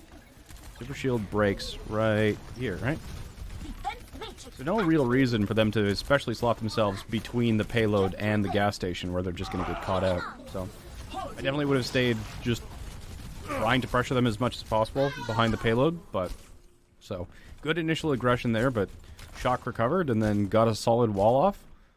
And we didn't have an answer to that. Not a counter wall, not the immortality or anything like that. Architect doing a vertical nade? No way. Oh, okay. I was like, no. Okay, Trill gets slept again. It's just kind of his... Oh no, he's super going for the hammer. Oh no! No, no, no, no. So that's going to finish off that one. Trying to charge it back in. Closer gets taken out as well. Unluck. Got slept. Gamsu dropped the shield. And that was a hammer just waiting to happen. That's all you needed. Super, like you just saw Super. Super must have been like, speed me, speed me, speed me, speed me, speed me, speed me. I don't know why they would have walled that, but we'll call it. Okay, so coming out another time. Ooh, the headshot. I even forgot that Striker was playing Widowmaker all the way over there. So there's the window. The wall tried to split to make sure that they can't retreat back towards the spawn door. They have no Diva, so that's not going to get eaten. Gamsu's in Fortify, but not retreating. Gets taken out. Why is my nose switchy? Stop. It's been itching all day. Okay. So a minute 30 seconds have now passed. Fuel still hasn't been able to get out of the spawn. What are they trying next? Coming up pretty close to ultimates, though. Architect doing another yeet nade. Personne n'échappe à mon regard. Time to raise my APM. Ice wall coming up. Okay. They're not as young as they used to be. So now they're on Tracer. So Decay is going to go hunting, Widow hunting. Striker's trying to do some sort of grapple shot. Moth sees him, and Striker's going to pop the sights just to make sure that he knows where the little bumblebee is the entire time. Okay. This time, where are they going to be doing? So they got the wall just to separate off the Reinhardt Super from Architect. Trying to mess him down. I don't know why we're still super fast, but they managed to get him. Trill's going to shield off the freezes. Rascal's 1 HP. Does get the ice block. Should finish him off, though. Oh, or not, if Moth is going to drop this. This bomb could come out. Gamsu does have a shield, I believe. Oh, doesn't use it, though. Gets headshot, though. They're having to play really, really safe here. Gamsu puts his shield on the cart. Decay is back with the Tracer. Okay. So, Decay is just sick and tired of being spawn camped here and wants to hard... yeah. I don't know why I was looking at a payload just a fraction of a second, but wants to hard carry. He also has the Volt Bomb. Now, the dangerous thing, of course, there's a lot of things that can mess him up here. The Sleep Dart's going to be a bad day. Just the simple right-click from May is 150 damage. That's a one-shot. Striker, headshot, or body shot melee. There's a lot of things that are bad for Tracer. But as long as he can hunt this Widowmaker down, he should be okay. Let's see how Decay is playing this. Very much solo. Striker gets Doha. That was like perfect pulse bomb distance. You know he thought about it. Okay. Ah, see? Like, people like Rascal, they're not going to miss those shots. So, the Tracer is definitely going to be a difficult one. You know, if you were able to specifically isolate out the Widowmaker, sure. But even that's going to be a little bit challenging, especially on maps like this where the Widowmaker is not really playing that separated. Kind of playing with the team, right? Doing a few grapple shots and things like that, but being protected by Moth, being protected by Rascal. So it's going to be challenging for the Tracer to get much done. You know, I say that, but it is also Decay, and Decay is just crazy, so... There's the Widowmaker's sights again. Okay. We've been doing work on this Widowmaker. 1 minute left. Still haven't pushed it past the first corner here. There's another shot. Grapple shot. Looking for something. Almost hits Decay. But Decay has decided to, instead of going Tracer and having to contest with all that bullshit, just go Widowmaker and accept the challenge. So Window is going to go up at this corner. The wall comes out, but it's not going to be a great one, actually. So it's not going to really get a split. Trill's going to be able to easily back off that and go back through the window. So Trill's going to die. Super's going to get frozen. They'll easily burst him down, especially through that window. And then Troy Hoban's mech's going to get broken. Moth will die. Oh, really? Okay, so everybody else gets out of that. So Fuel's finally got a little bit of a footing. Going to be closing this door. Or turning this corner, rather. And she's like, oh, wow! Jeez, Striker just whiffed a shot on an Orisa. Many thanks for that, Striker. Right? So hits this shot. And then he misses this one, right?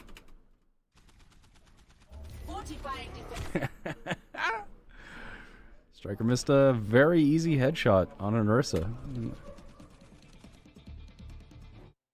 Fortunate. Usually, Fuel unlucky. Today, Fuel lucky. Okay, so this is going to be the last fight here. Trill is the closest one on the Fuel to his ultimate, and Shock has got his. Okay, so it's going to be more or less a battle of the Reinhardts to see who can find a slam, or if they can find a slam. That's cool. I don't think I've ever seen a Venom Mine before it actually lands and deploys. Neato Burrito. Anyway, are Fuel even going to contest this? Or, sorry, are Shock even going to contest this? Absolutely. Okay, so what do you do if you're the Widowmakers here? Widow, you probably want to take a completely different off angle. Like, the Widows are most likely going to want to... Well, Decay has to put up with Troy Hoban.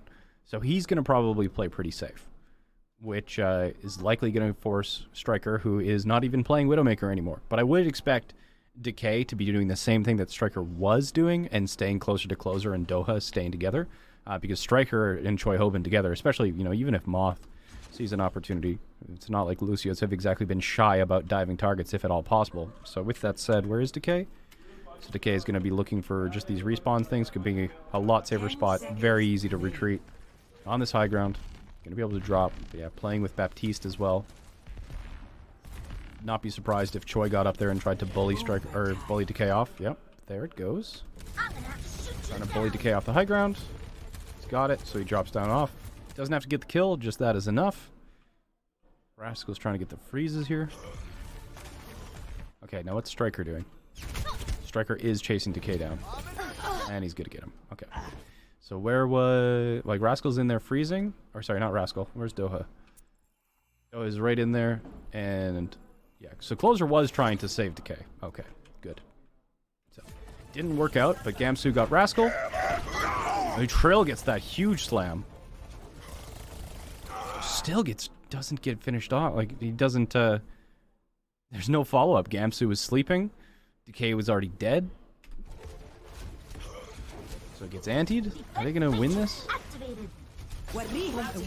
Nano goes on a super. That's going to be ripped to Gamsu. Well, maybe if they can get some of those window heals. Crimson gets taken out. Gamsu gets taken out. And that's all she wrote. Okay. Victory.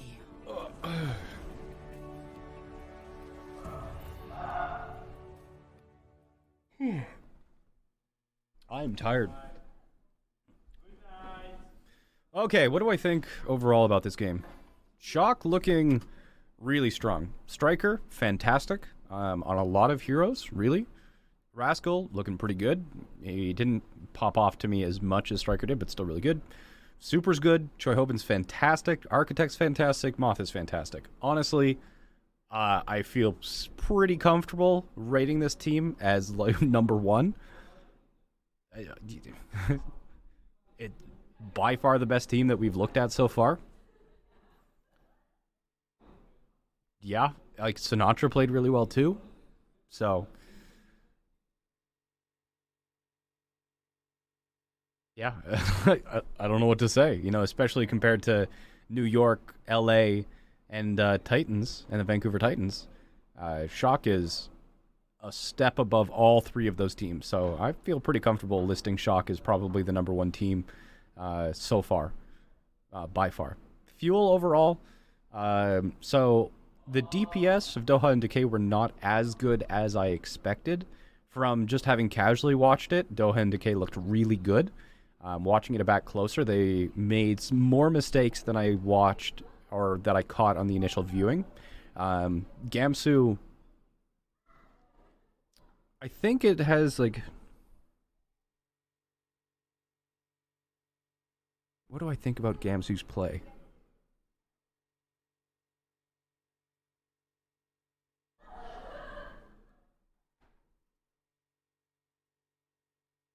So Gamsu's play felt like it was always a good idea, but wasn't always the same good idea as the rest of the team had.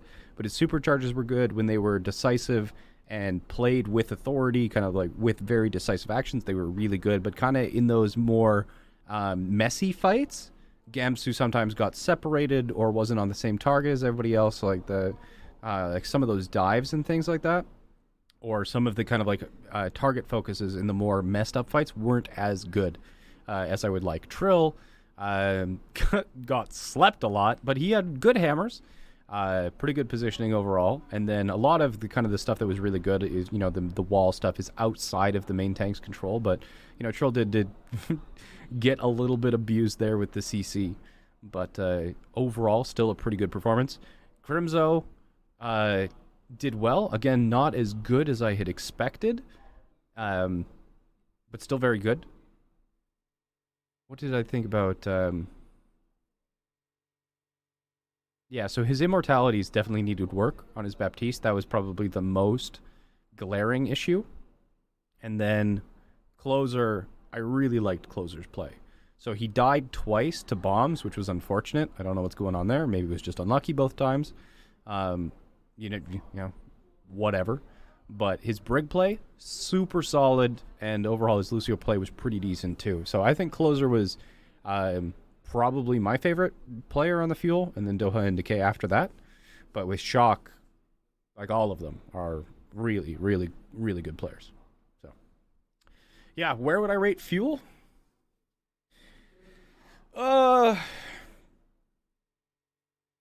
Probably somewhere between 12 and 7. Somewhere in there, based on what we've seen so far. Like, their highs were, like, I mean, their play on Oasis and even the play on Horizon wasn't, like, too polished. Like, it was good, but it wasn't kind of like, you know, there were a lot of things on the map that Fuel won that still weren't great. So I'd be hesitant to put them higher than 7, but I would also at the same time, like, the highs that we saw from the Fuel were definitely from an upper tier team. So worst day, 12, best day, 7. That's going to be kind of like where I put them. You said 8 to 12? I said 12 to 7. Close enough. We're basically on the same page, Lewis. I think it's so interesting that Shock is the best team and they still do mistakes and are mortals except Decay, but that aspect fascinates me and that's why I keep grinding, right? You know, even the pros make a ton of mistakes.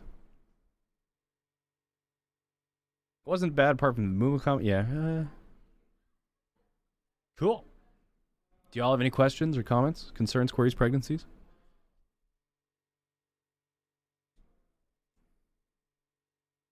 It's a new team. They'll get more comfortable with each other. Absolutely, they will.